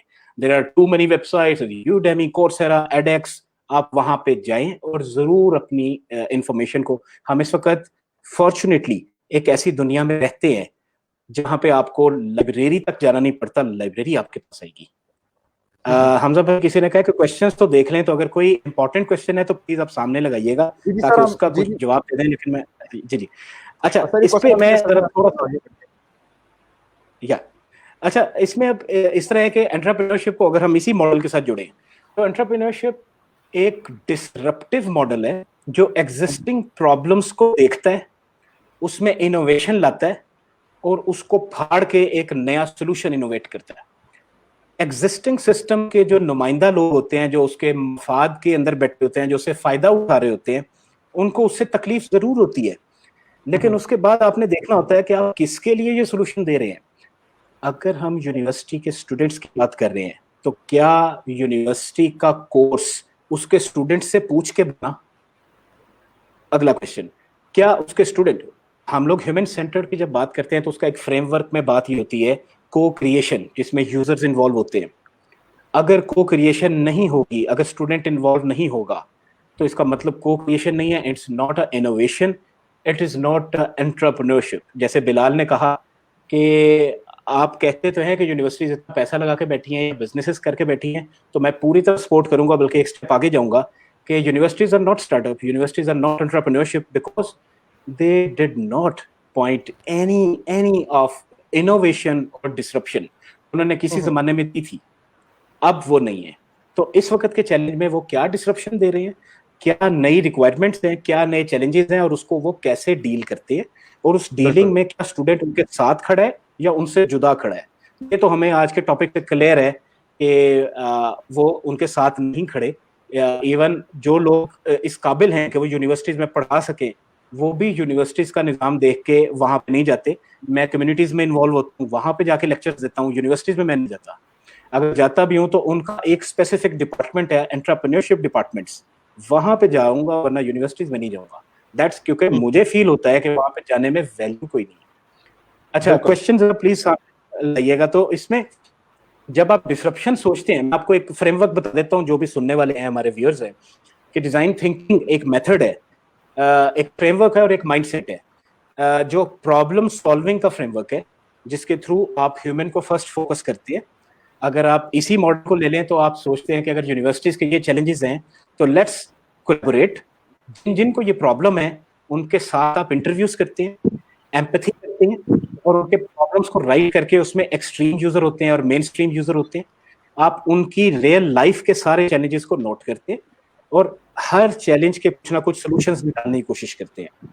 इसमें एक चीज याद रखने वाली है कि कौन से चैलेंजेस, सिर्फ वो प्रॉब्लम जिसको हम विकेट प्रॉब्लम्स कहेंगे। विकेट प्रॉब्लम वो होती हैं कि कोई ऐसा प्रॉब्लम जिसका आप सोल्यूशन निकालने के लिए गए और कई और प्रॉब्लम सामने खड़ी हुई, उनको हम विकेट प्रॉब्लम कहेंगे। अगर कोई नॉर्मल प्रॉब्लम है, एनालिटिकल प्रॉब्लम है, उसको हम किसी और मेथड से सॉल्व कर सकते हैं। तो हम विकेट प्रॉब्लम को सॉल्व करने के लिए इस मॉडल को अप्रोच करते हैं। Start with empathy. एम्पैथी के साथ आप यूजर की वैल्यूज लेके फिर आप उसको आइडिएट करते हैं, कोई फॉर्म देते हैं, कोई शेप देते हैं, फिर उसके बाद आप उसको प्रोटोटाइप करते हैं, फिर उसके बाद आप टेस्टिंग करते हैं, यूजर से वैलिडेशन लेते हैं। फॉर इंस्टेंस अगर स्टूडेंट्स हैं तो स्टूडेंट्स को कोई मॉडल दिखाया जाए कि ये मॉडल हम बनाने जा रहे हैं, क्या आपके लिए ये काबिल कबूल है। हो सकता है कि आपके लिए काबिल कबूल हो, यूजर के लिए ना हो। जब आप मल्टीपल आइटरेशन करते हैं तो जो आपने क्वेश्चन किया था हमजा के जीरो इन्वेस्टमेंट से कैसे काम शुरू किया जा सकता है। जीरो इन्वेस्टमेंट से ऐसे शुरू किया जा सकता है कि rather than spending the money into some physical और digital product services, you start with the prototyping and validate from the user. Keep trucking, Uber, ये तमाम कंपनियां इसी तरह यूजर वैलिडेशन से निकली। उन्होंने यूजर से वैलिडेट की अपनी बात और देन उसको एक्सपैंड किया। तो इस तरह आप स्मॉलर इन्वेस्टमेंट से बिगर वे में जाते हैं। किसी ने क्वेश्चन किया कि can unique idea is important for the startup. Unique idea, Ali Malik साहब, मेरी जाती निगाह में द प्रॉब्लम, कौन सा प्रॉब्लम है जो कि आप जिस माशरे में रहते हैं उस माशरे को उस चीज का सामना करना पड़ रहा है और आप उस प्रॉब्लम को सॉल्व करने जा रहे हैं। उस प्रॉब्लम को सॉल्व करने के लिए क्या क्या पॉसिबल सॉल्यूशंस हैं आपके पॉइंट ऑफ व्यू में, कौन कौन से पॉसिबल सॉल्यूशंस हैं यूजर्स के पॉइंट ऑफ व्यू से, और उनमें कितना हैंडशेक है। अगर उसमें हैंडशेक नहीं है तो आपका सॉल्यूशन एक साइड पे है, यूजर का वर्जन सामने है, उस चीज को आप लेके आगे चलते हैं। अगर इस चीज को आप आइडिया कहते हैं तो एवरीथिंग इज अबाउट आइडिया। और अगर आप कहते हैं कि मैंने कमरे में बैठ के, डेस्क पे बैठ के यूजर से बात किए बगैर कुल्फी खाते हुए ठंड मॉल में काम करना है, तो आपका आइडिया की 0% अहमियत है। सर जब आप, अच्छा, और अगर कोई क्वेश्चन तो ये मेरे नुक्ते नजर असल में हम, मैं एक और चीज ऐड करना चाहूंगा। जी, मैं सिर्फ एक चीज ऐड करना चाहूंगा कि जैसे अभी सबने बात की है, माशाल्लाह बहुत अच्छी गुफ्तगू चली है कि एजुकेशन सिस्टम में थोड़ी सी प्रॉब्लम्स हैं। तो जहां पे प्रॉब्लम्स की बात होती है वहीं पे फिर एंटरप्रेन्योरशिप आती है। एंटरप्रेन्योरशिप क्यों आती है कि उस प्रॉब्लम को सॉल्व आउट करने के लिए। अब हम इस चीज को, यूसुफ भाई ने भी कहा कि ये इसी तरह रहना है, इसी तरह यूनिवर्सिटी इसी तरह रहेंगी, ये कल्चर हमारे इसी तरह रहेगा। हम इस कल्चर को खुद चेंज कर सकते हैं।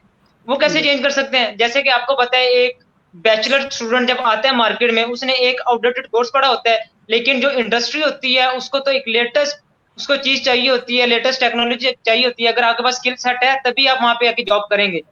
तो हजारों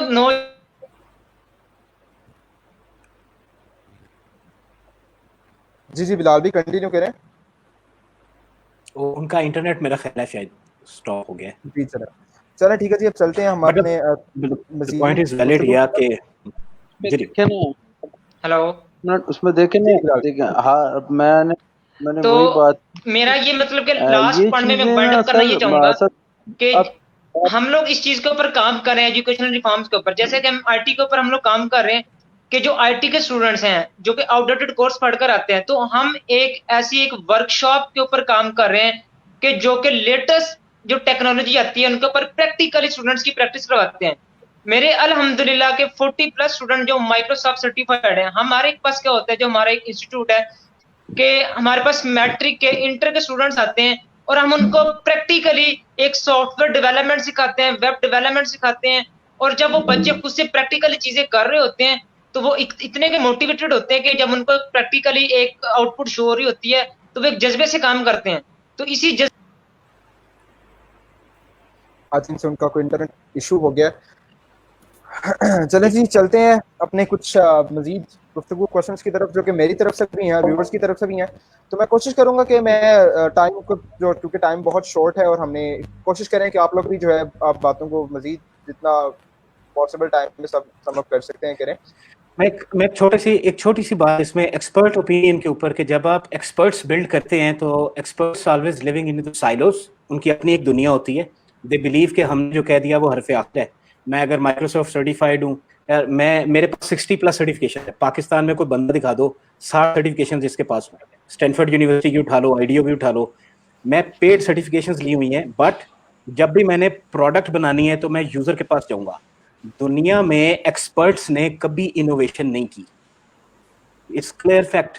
एक्सपर्ट्स जॉब करने के लिए पैदा होते हैं, जॉब ही करते हैं, उनका माइंड वहीं रह जाता है। कम रिस्क लो, ज्यादा पैसे कमाओ, नौकरी हो, 9 to 5 जॉब हो, पैसे हैं, बोनसेस हैं, एडजस्टमेंट्स हैं। ये मेरा बिलीफ है।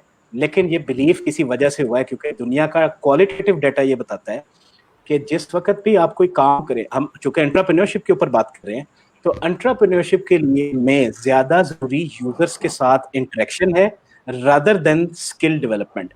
स्किल डेवलपमेंट उसमें वैल्यू ऐड जरूर करता है, लेकिन मैकडोनल्ड्स के बर्गर में जब आप चीज ऐड करते हैं वो वैल्यू एडेड चीज होती है। हम चीज खाने नहीं गए, हम बर्गर खाने गए हैं।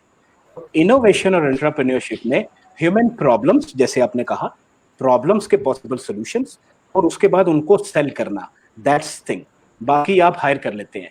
अगर आप एक्सपर्ट्स कर रहे हैं तो you can involve with the innovation, but you can not do innovative step. It's a mindset, it's a different mindset. That's ये मेरी राय थी। हमजा भाई। जी बिल्कुल। जी शहजाद रुशान साहब, आपको मेरी आवाज आ रही है? हमजा भाई आवाज आ रही है। चलें जी, कोई मसला नहीं, आपको दोबारा से वेलकम करते हैं। चलते हैं जी क्वेश्चन की तरफ। मुझे एक्चुअली ये बताइएगा कि हम डिग्रीज वगैरह ले लेते हैं। काइंडली अपना बाकी जो है वो माइक म्यूट कर दें। और इस पर क्वेश्चन जो है मेरा सैयद शहजाद रुशान साहब से है। मैं ये क्वेश्चन करना चाहूँगा शहजाद भी, देखें हम डिग्रीज वगैरह ले लेते हैं, ठीक है। मैं मास्टर्स कर लिया, मैंने एमफिल कर लिया, एमबीए कर लिया। उसके बाद मैं ये सोचता हूँ कि मैं ये 15,000, 20,000, 25,000 की नौकरी क्यों करूँ? मुझे नौकरी चाहिए लाइक कुछ हो जिसमें कुछ टोर हो बंदे की, एक एटीट्यूड हो। बिजनेस भी अगर मैं करता हूँ तो बिजनेस के वाले से भी मुझे ऐसा चाहिए कि मेरे पास एक पीएन फिर रहा हो मेरा साथ। मैं उसको कहूँ जी चाय लेके आओ, वो चाय भी लेके आए। मैं पानी का कहूँ, वो पानी लेके आए। तो मतलब हम इस तरह की चीजें हमारे माइंड में ये मत है कि मतलब नहीं मैंने चौधरी टांग पे टांग रख के बैठे हैं और तब बिजनेस करना है। तो हम एक छोटे लेवल से बिजनेस स्टार्ट क्यों नहीं करते? इसके ऊपर मैं अपना ओपिनियन इस तरह से दूंगा कि मतलब मेरे ख्याल में जितने भी बिजनेस टाइकॉन्स हैं उन्होंने कहीं ना कहीं से जो है वो छोटा स्टार्ट लिया है, तब जाके वो एक लेवल के ऊपर जाके खड़े हुए हैं। अब पाकिस्तान की मिसाल आप ले लें। पाकिस्तान हर साल जो है सालाना अरबों रुपया खर्च करता है, लैपटॉप स्क्रीन के ऊपर खर्च करता था। पाकिस्तान में आज तक अपनी लैपटॉप इंडस्ट्री नहीं बनाई। उसकी क्या वजह है? हम पाकिस्तानी मतलब वो ग्वादर पोर्ट का भी जो है सी पोर्ट का इंतजार सिर्फ इसलिए कर रहे हैं कि हमें कहीं पे जो है साइड पे पंचर की और ढाबे खोलने के लिए जगह मिल जाएगी तो हम वहां पे पैसा कमाएंगे। सो ये क्या चीज है? हजरत अली का भी कॉल है कि अगर आप किसी की मदद करना चाहते हैं तो आप उसको मछली पकड़ना सिखाएं। अब आप हॉस्पिटैलिटी के शोबे में आप फिलिपाइंस और चाइनीज की मिसाल ले लें कि उन्होंने किन किन शोबे में किन किन डिपार्टमेंट से मतलब काम को छोटा नहीं समझा, काम किया है और फिर जो है वो इज्जत कमाई है। तो इसके बारे में आपके क्या ख्यालात हैं?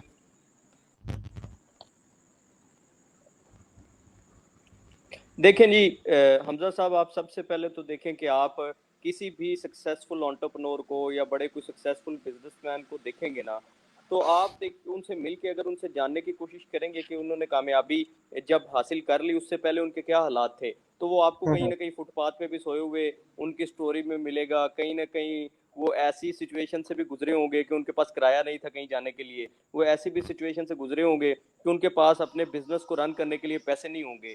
तो यहाँ पे एक बात, जब मैं सारे स्पीकर्स की बात तो सुन नहीं सका बदकिस्मती के साथ, लेकिन एक छोटी सी बात जो शुरू में हुई थी वो मैंने बिल्कुल सुनी थी, जिसमें आपने कहा था कि जो दोस्तियां है ना, उनका यहाँ पे बड़ा जिक्र हुआ कि दोस्तियों का बड़ा रोल है पाकिस्तान के बिगाड़ में। मैं तो कहूँगा इस वजह से कि मैं एक दफ़ा यूसीपी के सिग्नल के पास खड़ा हुआ था, तो वहाँ पे ट्रैफिक की प्रॉब्लम होने की वजह से कोई 5-7 मिनट जो है ना वो लोगों को वेट करना पड़ा। ठीक है, तो उन्होंने क्या किया, उन्होंने वेट करने की बजाय उन्होंने एक ऐसे रास्ते की तरफ जो है वो अपनी मोटरसाइकिलें एक बंदे ने डाली मोटरसाइकिल उस रास्ते की तरफ, उसके पीछे धड़ा धड़ कोई 50-60 के करीब बाइक्स वाले ना उसके पीछे जाना शुरू हो गए। अब मुझे अंदाजा था कि जो ये वाली सड़क है ये आगे जाके बंद हो जाएगी, मुझे अंदाजा था कि सोसाइटी का गेट है। मैंने अपने मोबाइल का कैमरा निकाला, मैंने कहा ले आज जरा ना हैवी प्रूफ इकट्ठा करते हैं कि ये कौम किस तरीके से जो है ना वो भीड़ के पीछे चलने वाली कौम है, अपनी सोच ही नहीं है। तो मैं जब पीछे जाता हूँ तो 60-70 के करीब बाइक्स, वो जो 1 मिनट का इशारा खुलने का इंतजार नहीं कर सकते, सब पीछे ही पीछे। और जब मैं वहां जाके पहुंचा तो जनाब 60 के 60 मोटरसाइकिल उधर खड़े हुए, अब दरवाजा बंद है सोसाइटी का। ठीक है, तो पाकिस्तानी नौजवानों का भी यही मसला है कि किसी की सुन के किसी के पीछे लग के चले जाते हैं, और एंड पे जाके 4 साल डिग्री करने के बाद, उसके बाद 1.5 साल ये सोचने के बाद यार अल्लाह करे कोई नौकरी लग जाए, उसके बाद कोई तकरीबन 1.5-2 साल जब पेरेंट्स भी कहते हैं कि यार अगर आप अर्निंग नहीं करनी, अपने पाँव पे खड़ा नहीं होना, तो अल्लाह दे वाले ये हमारे घर छोड़ जाओ। इवन ऐसी सूरत हाल भी आती हैं। अब मैं आपको बताता हूँ बिल्कुल फैक्ट्स। पाकिस्तान, आपने कहा ना कि आपने कहा कि हम सोचते हैं अच्छी नौकरी मिले, मैं आपको ये बता दूं कि 1.5 करोड़ के करीब नौजवान वो हैं जो डिग्री करने के बाद ये ढूंढ रहे हैं कि यार अल्लाह करे 15,000 वाली नौकरी लग जाए, लेकिन नहीं मिलती। बिल्कुल बिल्कुल, कदर नहीं है ना ठीक है, हमें असल में। ये ये री हाँ जी, हाँ जी, ये रीसेंट फैक्ट्स हैं कि नौजवान नौकरियां तलाश कर रहे हैं, उनको 10,000 वाली नौकरी भी नहीं मिलती, क्योंकि उनकी कॉम्पिटेंसी लेवल ही नहीं होता जॉब करने का। उनको पता ही नहीं होता कि टीम बिल्डिंग क्या होती है, उनको पता ही नहीं होता कि कोई उनके पास हार्ड स्किल नहीं होती, कोई सॉफ्ट स्किल नहीं होती। यहाँ पे जिक्र हो रहा था डिग्री का, भाईजान जो डिग्रियां हम ले रहे हैं पाकिस्तान में, वो डिग्रियां वर्ल्ड इकोनॉमिक फोरम कहता है कि जो डिग्रियां दी जा रही हैं वो जॉब्स के लिए है ही नहीं। आप टॉप 10 स्किल्स उठाएं वर्ल्ड इकोनॉमिक फोरम की, जो कि मोस्ट पेड है इस साल और इससे अगले 10 साल भी। ठीक है, आप वो वाली स्किल्स कहीं दूर दूर तक डिग्रियों के साथ अटैच ही नहीं है। बिल्कुल ठीक है, और अब देखें एंटरप्रेन्योरशिप की हम बात करते हैं। पाकिस्तान इस वक्त खड़ा है 120वें नंबर पे 135 में से। अगर यहाँ पे ऑलरेडी किसी ने इसके ऊपर डिस्कशन की, चूंकि मैं सुन नहीं पाया, तो अगर किसी ने डिस्कशन की है तो बिस्मिल्लाह, नहीं तो मैं बता देता हूँ कि 120वें नंबर पर पाकिस्तान खड़ा है इस वक्त एंटरप्रेन्योरशिप के एतबार से, आउट ऑफ 135। मतलब सिर्फ 15 ही हमसे आगे हैं, हमसे एंड वाली कतार में है। अगर माइट भी जिस तरीके से नौजवान आज तक पैटर्न है सोचने का पेरेंट्स का, तो मुझे लगता है हम उनके साथ जाके कहीं एंड पे खड़े हो जाएंगे। बिल्कुल तो ये सूरत हाल है। और ये जो एंटरप्रेन्योरशिप के ऊपर कोई 3-4 फैक्टर्स हैं जिनके थ्रू जो है ना वो देखा जाता है कि मुल्क में एंटरप्रेन्योरशिप का स्कोप कितना है। अब एक तो उसमें ये होता है कि उस मुल्क के लोग और उस मुल्क के लोग यानी कि पेरेंट्स और बच्चे एंटरप्रेन्योरशिप के बारे में कितना सोचते हैं, वहाँ के इंस्टीट्यूशंस एंटरप्रेन्योरशिप के बारे में कितना बताते हैं या पढ़ाते हैं, और उसके अलावा वहाँ की जो गवर्नमेंट है वो क्या पॉलिसीज ला रही है किसी को एंटरप्रेन्योरशिप के हवाले से, उनकी क्या टर्म्स एंड कंडीशन है। तो इन बिल्कुल सब बिल्कुल चीजों को ठीक हो गया। मद्देनजर रखते हुए एंटरप्रेन्योरशिप को काउंट किया जाता है। तो हम इस वक्त 120वें नंबर पर खड़े हैं। बदकिस्मती से यहाँ पे हर बंदा नौकरी चाहता है, बदकिस्मती से यहाँ पे हर पेरेंट्स कहते हैं कि यार तू पढ़ ले, सब तू पहले तो तू सरकारी नौकरी लग जा, वो नहीं तो फिर तुम कोई ना कोई प्राइवेट नौकरी करो और सुकून करो। तुम आप घर पे, मैं अल्हम्दुलिल्लाह I am working, I am now running my own company. तो मैं मुख्तलिफ क्लाइंट्स के साथ एज अ PR कंसल्टेंट भी काम कर रहा हूँ अपनी कंपनी की तरफ से भी। तो मैं जब बिजनेस का नाम लेता था तो मेरे घर वाले कहते थे कि भाईजान आपके तो शक्ल के ऊपर बिजनेस नाम का वर्ड अच्छा नहीं लगता, तो बिजनेस का क्या, आप सुकून से कोई ना कोई नौकरी करो, ये मेरे पेरेंट्स मुझे कहते थे। जी ठीक है, ठीक हो गया तो जी। मैं ढीठ बन के लगा। जी जी कंटिन्यू करें। हाँ, मैं ये कह रहा था कि मतलब मेरे पेरेंट्स मुझे कहते थे, मेरी सिस्टर्स मुझे कहती थी कि शहजाद साहब आपके मुंह पे जो है ना वो बिजनेस के लिए इन्वेस्टमेंट्स चाहिए होती हैं, बिजनेस के लिए बड़े बड़े स्ट्रक्चर चाहिए होते हैं, लोगों की जिंदगियां लग जाती हैं बिजनेस में अचीवमेंट लाने के लिए। आप ये सारा कुछ चैप्टर बंद करें, क्योंकि मैं जब मतलब I was in struggling mood, तो प्रॉब्लम ये था कि आपको पता है एंटरप्रेन्योरशिप जल्दी अर्निंग नहीं कर पाते, कोई टाइम उन्हें लग जाता है। तो जो 2 साल मेरे फुल स्ट्रगल के थे उसमें वो मुझे कहते थे, हर रोज मुझे ना ये कहते थे कि भाईजान ये छोड़ो एंटरप्रेन्योरशिप, ये छोड़ो इधर उधर की बातें, चुप करके कहीं नौकरी लगो। वहां पे आज आप किसी छोटी पोस्ट पे लगे हो, कोई 6 महीने साल बाद आपकी तरक्की हो जाएगी, तनख्वाह भी बढ़ जाएगी और इंशाल्लाह आप किसी न किसी सिस्टम का हिस्सा हो गए। लेकिन ये जो आप कर रहे हो इसका कोई फ्यूचर नहीं है। तो फिर हुआ ये, मैं आपको बताता हूँ कि एक एग्जांपल देता हूँ यहाँ पे सुनने वालों के लिए। आप देखें कि जो गंदुम है ना, गंदुम, हम गंदुम नहीं खा सकते। ठीक है, ये मैं पिछले दिनों एक लिख रहा था तो मैंने लिखी एक बात कि हम गंदुम नहीं खा सकते, गंदुम को चक्की में से गुजारना पड़ता है खाने के काबिल बनाने के लिए। तो इंसान, वो शख्स, वो नौजवान या वो लोग जो चक्की में पिस नहीं सकते ना, और जो वो पिसने के बाद रिफाइन होके कामयाबी के काबिल कभी नहीं बन सकते। ठीक है, तो जितने भी नौजवान ये मेरी बात सुन रहे हैं उनको एक प्रोसेस से गुजरना होगा, एक तकलीफ से गुजरना होगा, फिर वो एक कामयाब सक्सेसफुल एंटरप्रेन्योर बन सकते हैं। और कभी भी किसी चीज़ को कॉपी करके जो बंदा आगे आता है ना, वो एंटरप्रेन्योर नहीं बन सकता। एंटरप्रेन्योर के लिए सबसे बड़ी खूबी जो है वो इनोवेशन है। वो अपने आप को अपडेट नहीं करेगा, वो नए असूलों पर अपने आप को इस्तवार नहीं करेगा, तो he can never be even. उसे आजकल के दौर में आप देखें कि 2 करोड़ लोग अभी जॉबलेस हो गए हैं, और जब ये कोरोना ख़त्म होगा उसके बाद चीज़ें और डिजिटलाइज हो जाएंगी। बिल्कुल। लोग कम से कम होते जाएंगे। जुल्करनैन साहब भी जिक्र कर रहे थे इनोवेशन का, तो मैं इनकी बात को फुली इंडोर्स करता हूँ। क्योंकि आप देखें कि जब ये कोरोना ख़त्म होना ना, तो इसमें मैन पावर को मज़ीद माइनस किया जाएगा, क्योंकि टेक्नोलॉजिकल और एडवांसमेंट का दौर आ रहा है आगे। जी ठीक हो गया रोशान भाई, बिल्कुल मैं आप लोगों की तमाम लोगों की बातों से जो है बिल्कुल मुत्तफिक करता हूँ। असल में अब हमारा जो है लास्ट सेशन का टाइम बिल्कुल थोड़ा सा शॉर्ट है, आखिरी 15 मिनट है हमारे पास। तो इंशाल्लाह हम कोशिश करेंगे कि जो हमारे पास जो क्वेश्चन आए हुए इंपॉर्टेंट क्वेश्चन हैं हम उनको स्क्रीन के ऊपर लेके आएँ, और विद इन 1 to 2 मिनट्स तमाम से मेरी रिक्वेस्ट है कि जिनको मैं पॉइंट आउट करूँ वो आंसर करें with in 1 to 2 minutes. Kindly इसका खास ख्याल रखिएगा। तो सबसे पहला क्वेश्चन जी, हम एक अली रजा साहब का क्वेश्चन है कि sir how to be a successful entrepreneur. इसके बारे में मैं चाहूंगा कि जुल्करनैन साहब आप प्लीज रोशनी डालिएगा। जी, सक्सेसफुल एंटरप्रेन्योर जो कि इनोवेशन लाने में कामयाब हो जाए, जो मार्केट में एक्सेप्टेबल हो। बिल्कुल। मार्केट एक्सेप्टेबिलिटी बहुत इंपॉर्टेंट चीज़ है। आपने 1000 स्टेप्स नेट से आप डाउनलोड कर लीजिएगा, बिजनेस प्लान, स्वॉट एनालिसिस, आपको मार्केटिंग प्लान करना है, ब्रांड गाइडलाइन बनानी है, स्ट्रेटजी करनी है, वो सब चीज़ें आपने एक तरफ की और आप मार्केट में नाकाम हो गए, और आपने कुछ भी नहीं किया और यूजर ने आपको वैलिडेट कर दिया।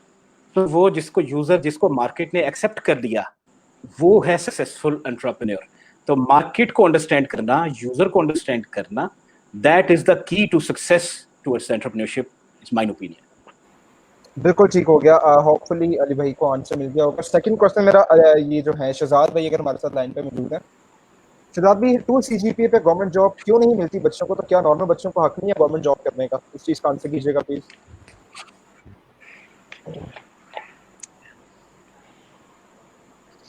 यार ये मेरे आवाज का मुश्किल सवाल दोबारा कीजिएगा।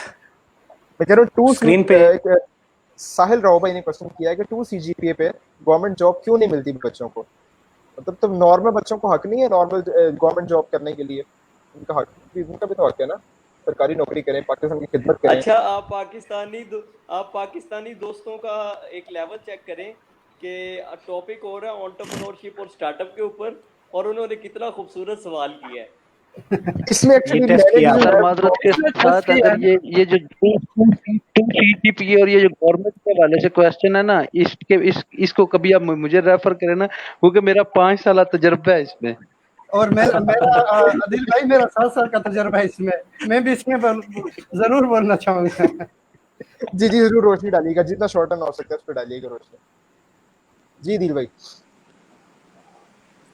सर देखें वो क्वेश्चन है ना 2 CGPA वाला, गवर्नमेंट जॉब क्यों नहीं कर सकता सर? अगर देखें पाकिस्तान में अब वो दौर तो गुजर चुका है ना कि वो भर्तियों वाला के जी मैं ट्रक पास किया और आ गया, ठीक है। अब देखें कांस्टेबल के लिए भी मुझे लगता है कि अब उन्होंने अलाउ कर दिया कि पेपर पास करना पड़ेगा। एक कांस्टेबल से ऊपर समझ लें कि 3 या 4 ग्रेड के ऊपर जो भी जॉब आएगी या 7 ग्रेड के ऊपर, वो एक पेपर के थ्रू आएगी। उसके लिए आपको एक 1 पेपर क्लियर करना पड़ेगा। और दूसरी चीज सर ये देखें ना 2 CGPA, सर आप पीछे से अगर इंटर बेस पे अप्लाई कर रहे हैं या ग्रेजुएशन बेस पे अप्लाई कर रहे हैं, सर वो स्टडी आपकी अपनी जगह, आपको गवर्नमेंट जॉब के लिए समझे एक पीछे से फिर रिवाइज करके सारा कुछ आना पड़ेगा। क्योंकि यूसुफ भाई इस चीज को बड़े अच्छे तरीके से जानते होंगे, आप वहां सिर्फ अपनी डिग्री को अप्लाई करने के लिए यूज कर सकते हैं कि मैं ग्रेजुएट हूं, मैं 16 ग्रेड के लिए एलिजिबल हूं, ये मैंने अप्लाई कर दिया। इसके बाद आपको एक तसल्ली बख्श स्टडी टाइम, एक टाइम फ्रेम तैयार करके और उसके लिए एक तसल्ली बख्श टाइम देना पड़ेगा। जब उसके बाद जाके आप पेपर पास करेंगे और आपको उसके लिए एलिजिबल होंगे। सर 3.68 GPA वाला भी वहां बैठा होता है, 3.3 GPA वाला भी वहां बैठा होता है, 2 GPA वाला भी वहां बैठा होता है, 2.5 GPA वाला भी वहां बैठा होता है, ठीक है। मतलब देखें एक भगौड़ा बच्चा भी उसी पेपर में बैठा होता है, एक पंचुअल बच्चा भी उसी पेपर में बैठा होता है, लेकिन आपने वो पेपर पास करना है तो आपने सर गवर्नमेंट जॉब करनी है। गवर्नमेंट जॉब किसी बंदे को नहीं रोकती, ये मैं गारंटी के अल्फाज कह रहा हूँ। गवर्नमेंट जॉब बिल्कुल नहीं देखती कि अदील टॉपर था और यूसुफ लेट डाउन था या पढ़ता नहीं था, नहीं, वो ये देखेगी कि यूसुफ ने पेपर पास कर लिया, वेलकम। अदील ने पेपर पास नहीं किया तो चाहे 3.98 CG पे भी क्यों नहीं है, घर बैठा रहे। Thank you. बिल्कुल बिल्कुल ठीक हो गया। सेकंड क्वेश्चन मैं लाता हूँ बिलाल साहब की तरफ, कोशिश करूंगा अपनी तोपों का रुख करते हैं कि बिलाल साहब क्वेश्चन है जी, यूनिवर्सिटीज डिग्री ही क्यों देती हैं जब तक स्टूडेंट प्रैक्टिकली स्ट्रांग ना हो? जैसे हम BBA और MBA की डिग्री ले लें तो बात कर लें तो उनको भी बिजनेस स्टार्टअप का पता नहीं होता, डिग्री लिए दर बदर फिर रहे होते हैं, तो ऐसा क्यों है? मतलब डिग्री होते हुए भी हम प्रैक्टिकल नहीं होते, इसकी क्या रीजन है बिलाल साहब? अच्छा, मैं इस चीज के लिए कहना चाहूंगा कि जो हमारा एजुकेशन सिस्टम है ना, ये एक सिर्फ मेमोरी का टेस्ट होता है, हमारी स्किल सेट का टेस्ट बेसिकली होता ही नहीं है। वो हमारी एक मेमोरी का टेस्ट लेते हैं और उसकी बेस पे हमें डिग्री अवार्ड कर देते हैं, जो कि ऐसा नहीं होना चाहिए। एक्चुअल ऐसा होना चाहिए कि आपकी स्किल सेट को टेस्ट किया जाए। अगर मैं सॉफ्टवेयर इंजीनियरिंग कर रहा हूँ, अगर मैं एक इलेक्ट्रिकल इंजीनियर बन रहा हूँ एक यूनिवर्सिटी के थ्रू, तो मेरे हर चीज़ों का जायजा लें, प्रैक्टिकली काम करवा के देखें, और अगर मैं उन चीज़ों के ऊपर पूरा उतरता हूँ देन मुझे डिग्री अवार्ड होनी चाहिए, ठीक है। तो यहाँ पर ये क्लियर आता है। और इस चीज़ को अगर हम मोहम्मद यूसुफ भाई ने भी कहा था कि ये चीज़ें कल्चर हमारा इसी तरह रहेगा, हमारा सिस्टम इतनी जल्दी चेंज होने वाला नहीं है। तो इसका आंसर ये है कि आप ऐसे करें, अगर आप डिग्री के बाद भी जॉबलेस है, उसकी रीजन ये होती है कि जॉब तो मार्केट में बेतहाश है, लेकिन कंपनी सिर्फ उन्हीं लोगों को लेती है जो टैलेंटेड होते हैं, जिनके पास स्किल सेट अच्छा होता है।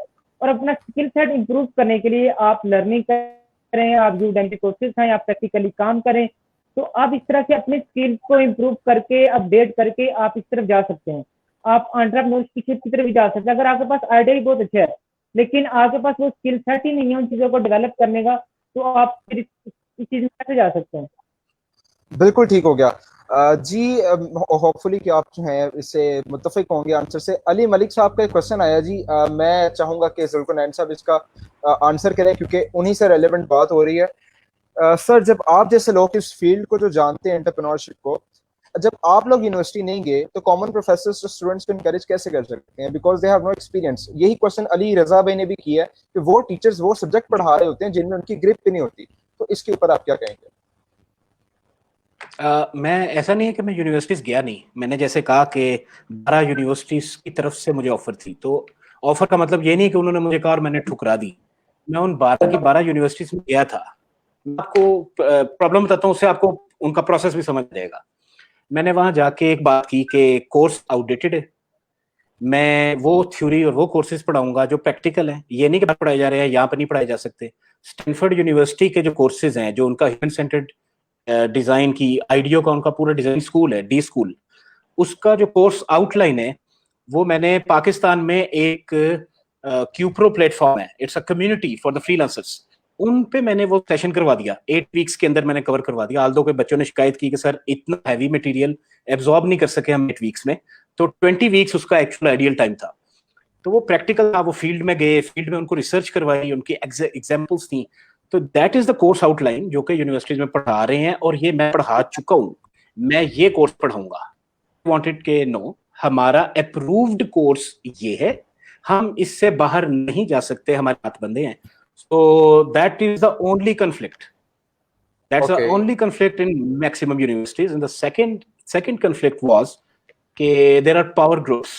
आपने अक्सर अगर मूवीज देखी होंगी, द पैक ऑफ वुल्फ्स, मैंने कहता हूँ अ पैक ऑफ जैकॉल्स, गीदड़ों का टोला।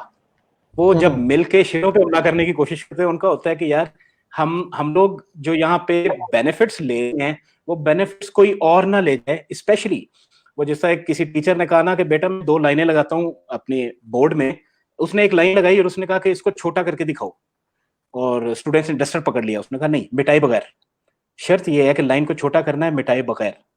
काफी देर सोच के स्टूडेंट्स ने कहा सर मुश्किल है, हम नहीं इसको छोटा कर सकते, ये इतनी ही है जितनी लगी हुई है। तो टीचर ने उसके नीचे उससे बड़ी लाइन लगा दी, उसने कहा अगर आपने किसी को छोटा करना है तो उसको कम करने की बजाय अपने आप को बड़ा कर लो, बड़ा करना पड़ेगा। अनफॉर्चुनेटली हमारी सोसाइटी में ऐसा नहीं है। यहाँ पे फिर वही है कि हम तो छोटे ही हैं, अगर कोई बड़ा आ जाए तो बजाय इसके कि हम अपने आप को बड़ा करें, हम उसको छोटा प्रेजेंट करें, तो उसके लिए उसके रास्ते में रोड़े अटकाए जाते हैं, कभी किसी चीज का बहाना लेके। सो ये 2 चैलेंजेस है। अब मेरे पास इतना पैशन नहीं है भाई कि मैं वहां जाके वो भी लड़ूं और ये काम भी करूं। मेरे आसान तरीका था जिसको मैंने अडॉप्ट किया कि मैं कम्युनिटीज में हूं, आपकी कम्युनिटी में मैं पहुंचा हूं। मैं पाकिस्तान की पिछले साल तकरीबन 16 से 17 कम्युनिटीज में पहुंचा, वहां जाके मैंने सेशन दिए, लोग वहां से इन्वॉल्व हुए, उनके क्वेश्चंस का मैं रिस्पॉन्स करता हूँ, और मैं बहुत से full fledge material, user research कैसे की जाती है, केस स्टडी कैसे बनती है, केस स्टडीज कैसे बिल्ड करनी चाहिए, मार्केटिंग के मेक 7 P's, वो तमाम चीजें जो प्रैक्टिकल है, नॉट ओनली थ्योरेटिकल, मैं वो चीज बताता हूँ, और this is the way how we are doing. अच्छा, एक इंटरेस्टिंग छोटा, क्योंकि आपने कहा टाइम लिमिटेशन है, एक यूनिवर्सिटी वाले ने, एक यूनिवर्सिटी के असिस्टेंट प्रोफेसर थे, उन्होंने मुझे बुलाया और मुझे कहा आप प्लीज अपनी ह्यूमन सेंटर्ड की, मुझे बहुत अच्छा लगा आपने जो ऑनलाइन आपके सेशंस कुछ पढ़े हुए हैं, तो मुझे आप अपनी कोर्स आउटलाइन दीजिएगा।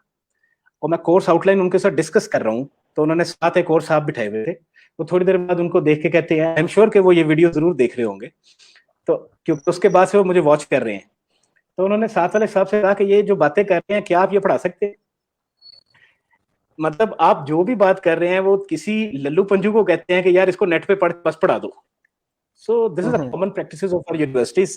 तो what you say about that? Solution फिर वही है कि अपने वे में आप करते हैं, इंडिविजुअली, ग्रुप्स में, कम्युनिटीज के थ्रू, और कल को अगर कोई ऐसा मौका मिला कि कोई पाकिस्तान में प्रॉपर यूनिवर्सिटी, डिजाइन यूनिवर्सिटी जैसे सुना है, लेकिन उसमें पावर ग्रुप्स ऑलरेडी बन चुके हैं, सो लेट्स सी कि ऐसा कोई प्लेटफॉर्म अगर नहीं मिलता तो भी हम खामोश होने वाले तो नहीं है।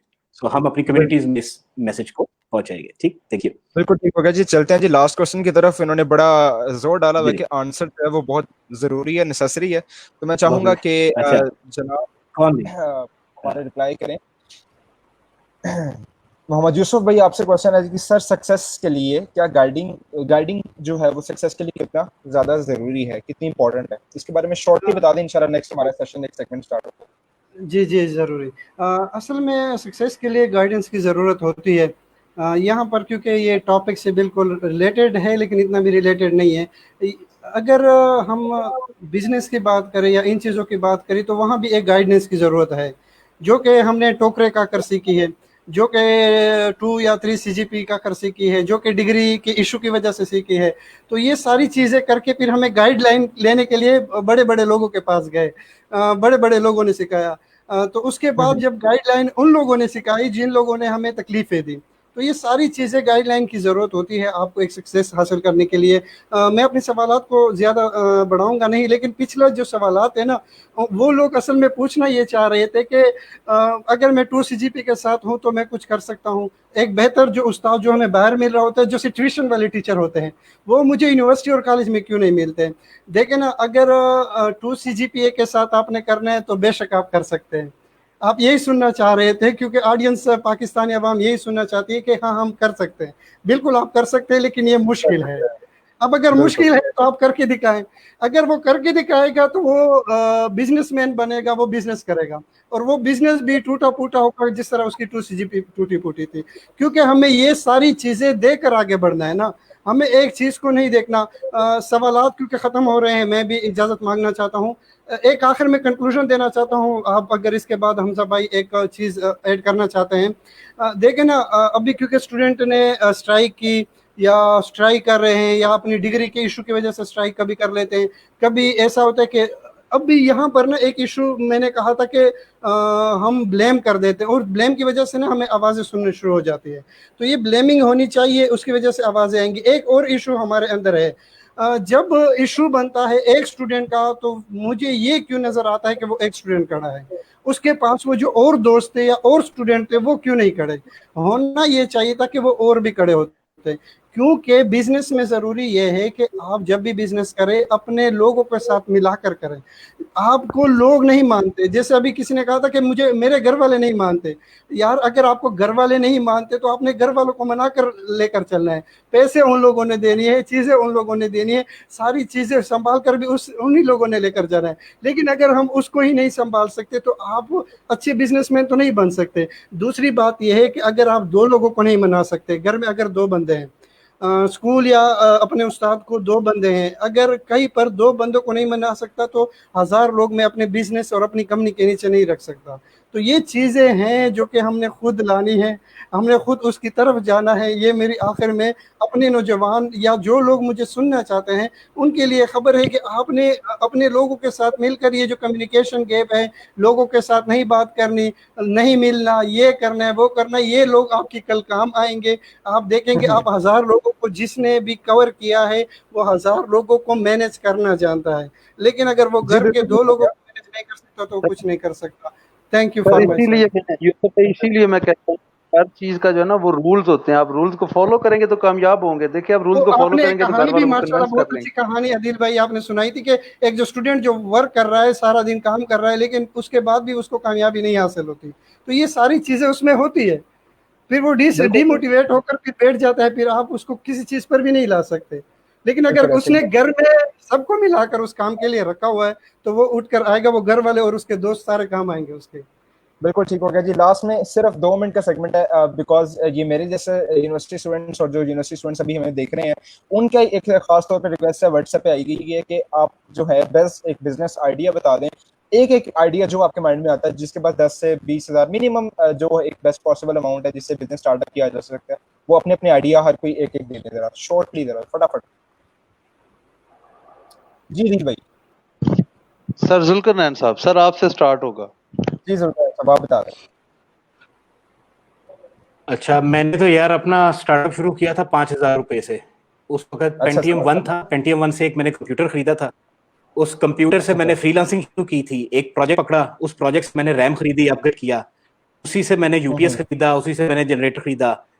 आज 50 बंदों की टीम बनाने के काबिल हो गया हूँ। उसकी बेस वो स्टार्ट के 5000 रुपए थे।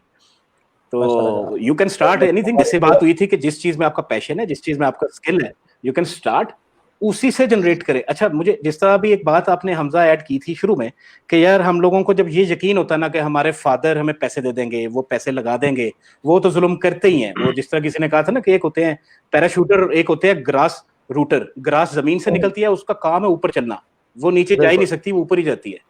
और पैराशूटर ऊपर से नीचे ही आ सकता है, वो जिसको फंडिंग मिलती है या पैसा मिलता है बाप की तरफ से, वो नीचे ही आता है क्योंकि वो ऊपर जा ही नहीं सकता। सिमिलरली यार हमें तो शर्म आती थी। मेरे फादर चीफ इंजीनियर रिटायर हुए हैं इरिगेशन में, और अच्छी खासी सैलरी थी, लेकिन 1 रुपया मांगते हुए भी शर्म आती थी। मुझे याद है मेरी नई नई दाढ़ी निकली थी तो मुझे ब्लेड के लिए पैसे मांगते हुए शर्म आती थी। पैसे कैसे मांगू, मैं कैसे बताऊं मेरी शेव निकल आई है और मैंने शेव करनी है। तो अगर आपकी ये मेंटेलिटी है तो congratulations, you are true born entrepreneur. Otherwise आप एक कंधा देखेंगे, वो कंधा कभी फादर का होगा, कभी भाई का होगा, कभी दोस्तों का होगा। और आप 20 साल बाद भी, मेरे कुछ दोस्त ऐसे हैं जो आज भी कहते हैं कि जबरदस्त आइडिया, इन्वेस्टमेंट कर दे, तो ना so, this is for me कि दैट्स माय आइडिया। अभी चेंज है तो you can seek many ideas. मैंने एज अ डिजाइनर, हम लोग डिजिटल प्रोडक्ट्स बनाते हैं, तो ये मेरी स्किल है।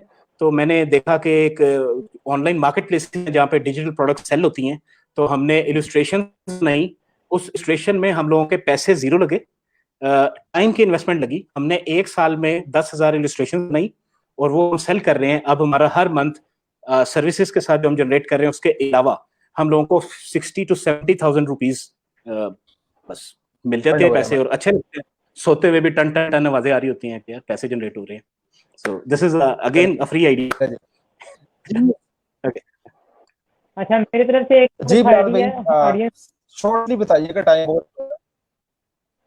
जी जी, जैसे कि जी। जो भी एंटरप्रेन्योरशिप का जो आइडिया वहीं पे अच्छा लगता है जहाँ पे कोई प्रॉब्लम हो और आइडिया उस प्रॉब्लम से आपको निकालने के लिए आ रहा हो।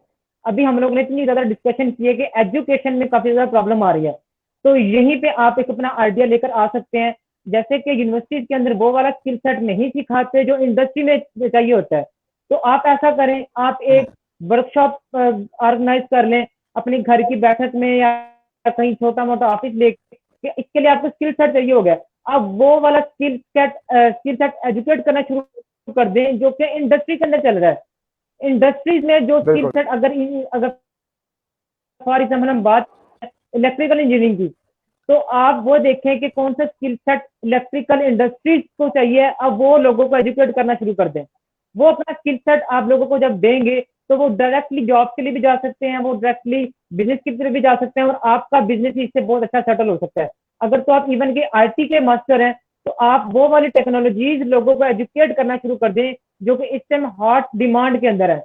जैसा कि आईटी के अंदर डेवऑप्स है, क्लाउड आर्किटेक्ट है, मशीन लर्निंग है, डाटा साइंस है। अगर आप इन स्किल सेट के एक्सपर्ट हैं तो आप लोगों को एजुकेट करना स्टार्ट कर दें। बिल्कुल ठीक हो गया। अकेडमी स्टार्ट कर लें, एक वर्कशॉप बना लें, प्रैक्टिकली काम स्टार्ट कर लें। बिल्कुल, और ये बिजनेस आइडिया मतलब यही है ना कि जो हमें दूसरों से डिफरेंशिएट कर रहा है, और यही इससे इनोवेशन है।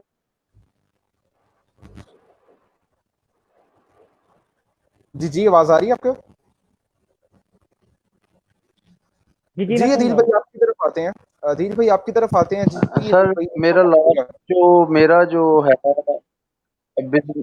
बिजनेस के हवाले से, सर मैं तो आइडिया दूंगा इन ये जो हमारी सेम कंडीशन चल रही है ना इस टाइम, इसके हवाले से। और जी, मैं कोई मतलब ज्यादा ये नहीं कहूंगा जिस तरह मतलब ये कर ले। मैं ये कहूंगा कि एक बंदे को जब ये पता है ना कि मेरे अंदर ये स्किल है, सर वो उसको लेके आगे चले। और जब देखें जैसे जुल्करनैन भाई ने ये बात क्लियर कर दी है कि बिल्कुल मैं 5,000 से शुरू हुआ था, इधर ये बात तो क्लियर होगी ना कि करोड़ों की इन्वेस्टमेंट नहीं है जी। तो इन्वेस्टमेंट सर अपनी स्किल को जाने। ठीक है, देखिए ना अल्लाह ताला की जात ने एक बंदे को हुनर दिया हुआ है। देखिए एक मिस्त्री है तो वो एक मकान बना लेता है तो वो वहां से ही अपनी मजदूरी लेता है ना। तो आप सर अपनी स्किल को पहचाने। अगर आप एक मॉडरेटर हैं, स्पीकर हैं, आप कोई भी काम कर सकते हैं, डेवलपर हैं, तो सर आप अपने उसी वर्किंग को स्टार्ट करें। और एक बात, सिर्फ एक बात मैं तमाम सुनने वालों को ये कहूंगा, लोगों की बातों पे नहीं जाना। उनकी औकात सिर्फ लेग पुलिंग की होती है, बस। बिल्कुल ठीक बात कही अदील जट साहब आपने, माशाल्लाह बड़ी मजे की बात है। और हम अक्सर किसी में ऊपर जाता देख नहीं सकते, तो लेग पुलिंग हमारा अलमिया बन चुका है। जी मोहम्मद यूसुफ साहब आपकी तरफ आते हैं। लास्ट एक बिजनेस आइडिया जिसकी अमाउंट 10 से 20,000 रुपये, आइडिया दीजिएगा कैसे स्टार्ट कर सकते हैं? इसमें जो अभी के हालात है ना, इसमें तो आप शुरुआत किसी चीज़ की नहीं कर सकते, क्योंकि वो चीज़ टफ होगी और वो चीज़ आप करके भी ज़ाया कर दोगे उस पैसे को। लेकिन इसमें एक चीज़ मैं ऐड करना चाहूँगा, अभी जो आपके पास आएगा ना, आप इन्वेस्ट ना करें। किसी चीज़ में इन्वेस्ट करोगे जीरो बैलेंस पर आप आ जाओगे, आप डिप्रेशन के मरीज बन जाओगे इसी जीरो बैलेंस की वजह से। इसमें आप इस तरह कर सकते हो कि आप अभी से एक आइडिया बना सकते हो, अपनी पास्ट को देखकर, अपनी प्रेजेंट के हालात को देखकर अपनी फ्यूचर को डिसाइड कर सकते हो। तो ये वाला जो आइडिया होगा ना, ये सबसे बेस्ट होगा आपके लिए, ताकि अब अभी इसे आप अपना सोचना शुरू कर दें। और आखिर में एक चीज़ ऐड करना चाहूँगा कि जब भी आप शुरुआत करें, चाहे 20,000 है या चाहे 10,000 है, आपने अपनी जेब को नहीं देखना। किसी चीज़ का स्टार्टअप कर दें। आप ग्राफिक डिज़ाइनिंग की एक छोटी सी दुकान लगाकर बैठ जाए, एक तालिब इल्म है, आप अच्छी ग्राफिक डिज़ाइनिंग कर सकते हैं। जब आप वहाँ जाकर बैठेंगे तो आपकी जो स्किल होगी वो भी इम्प्रूव होगी, और आप एक अच्छे ग्राफिक डिज़ाइनर भी बन जाओगे, जो कि कल भी आपके काम आएगी। जी बिल्कुल ठीक हो गया मोहम्मद यूसुफ। बड़ी मजे की बातें आप लोगों सबने की और बड़ा अच्छा लगा आप लोगों से बात करके। एक्चुअली टाइम का पता ही नहीं लगा आप लोगों से बातें करते करते, और माशाल्लाह बड़े एक्सपर्ट ओपिनियंस और बड़ी मजे मजे की बातें जो है वो सुनने को मिली हैं। तो इजाज़त चाहेंगे हम आप सबसे और हमारे देखने वाले व्यूवर से कि होपफुली कि आपके जो आंसर्स जो क्वेश्चन है वो इंशाल्लाह हमने जवाब उनका दे दिया है, और जो रह गए हैं और जिनको मतलब आंसर कोई मजीद अगर क्वेश्चन पूछने हैं तो आप लोग कमेंट्स कर दीजिएगा। इंशाल्लाह हम कोशिश करेंगे कि इन्हीं लोगों के थ्रू जो है हम आप लोगों को आंसर भी कर सकें। तो बहुत शुक्रिया जी आप लोगों की कीमती वक्त का। अपना बहुत सारा ख्याल रखिएगा। अल्लाह हाफिज़ नासिर। अल्लाह हाफिज़ जी।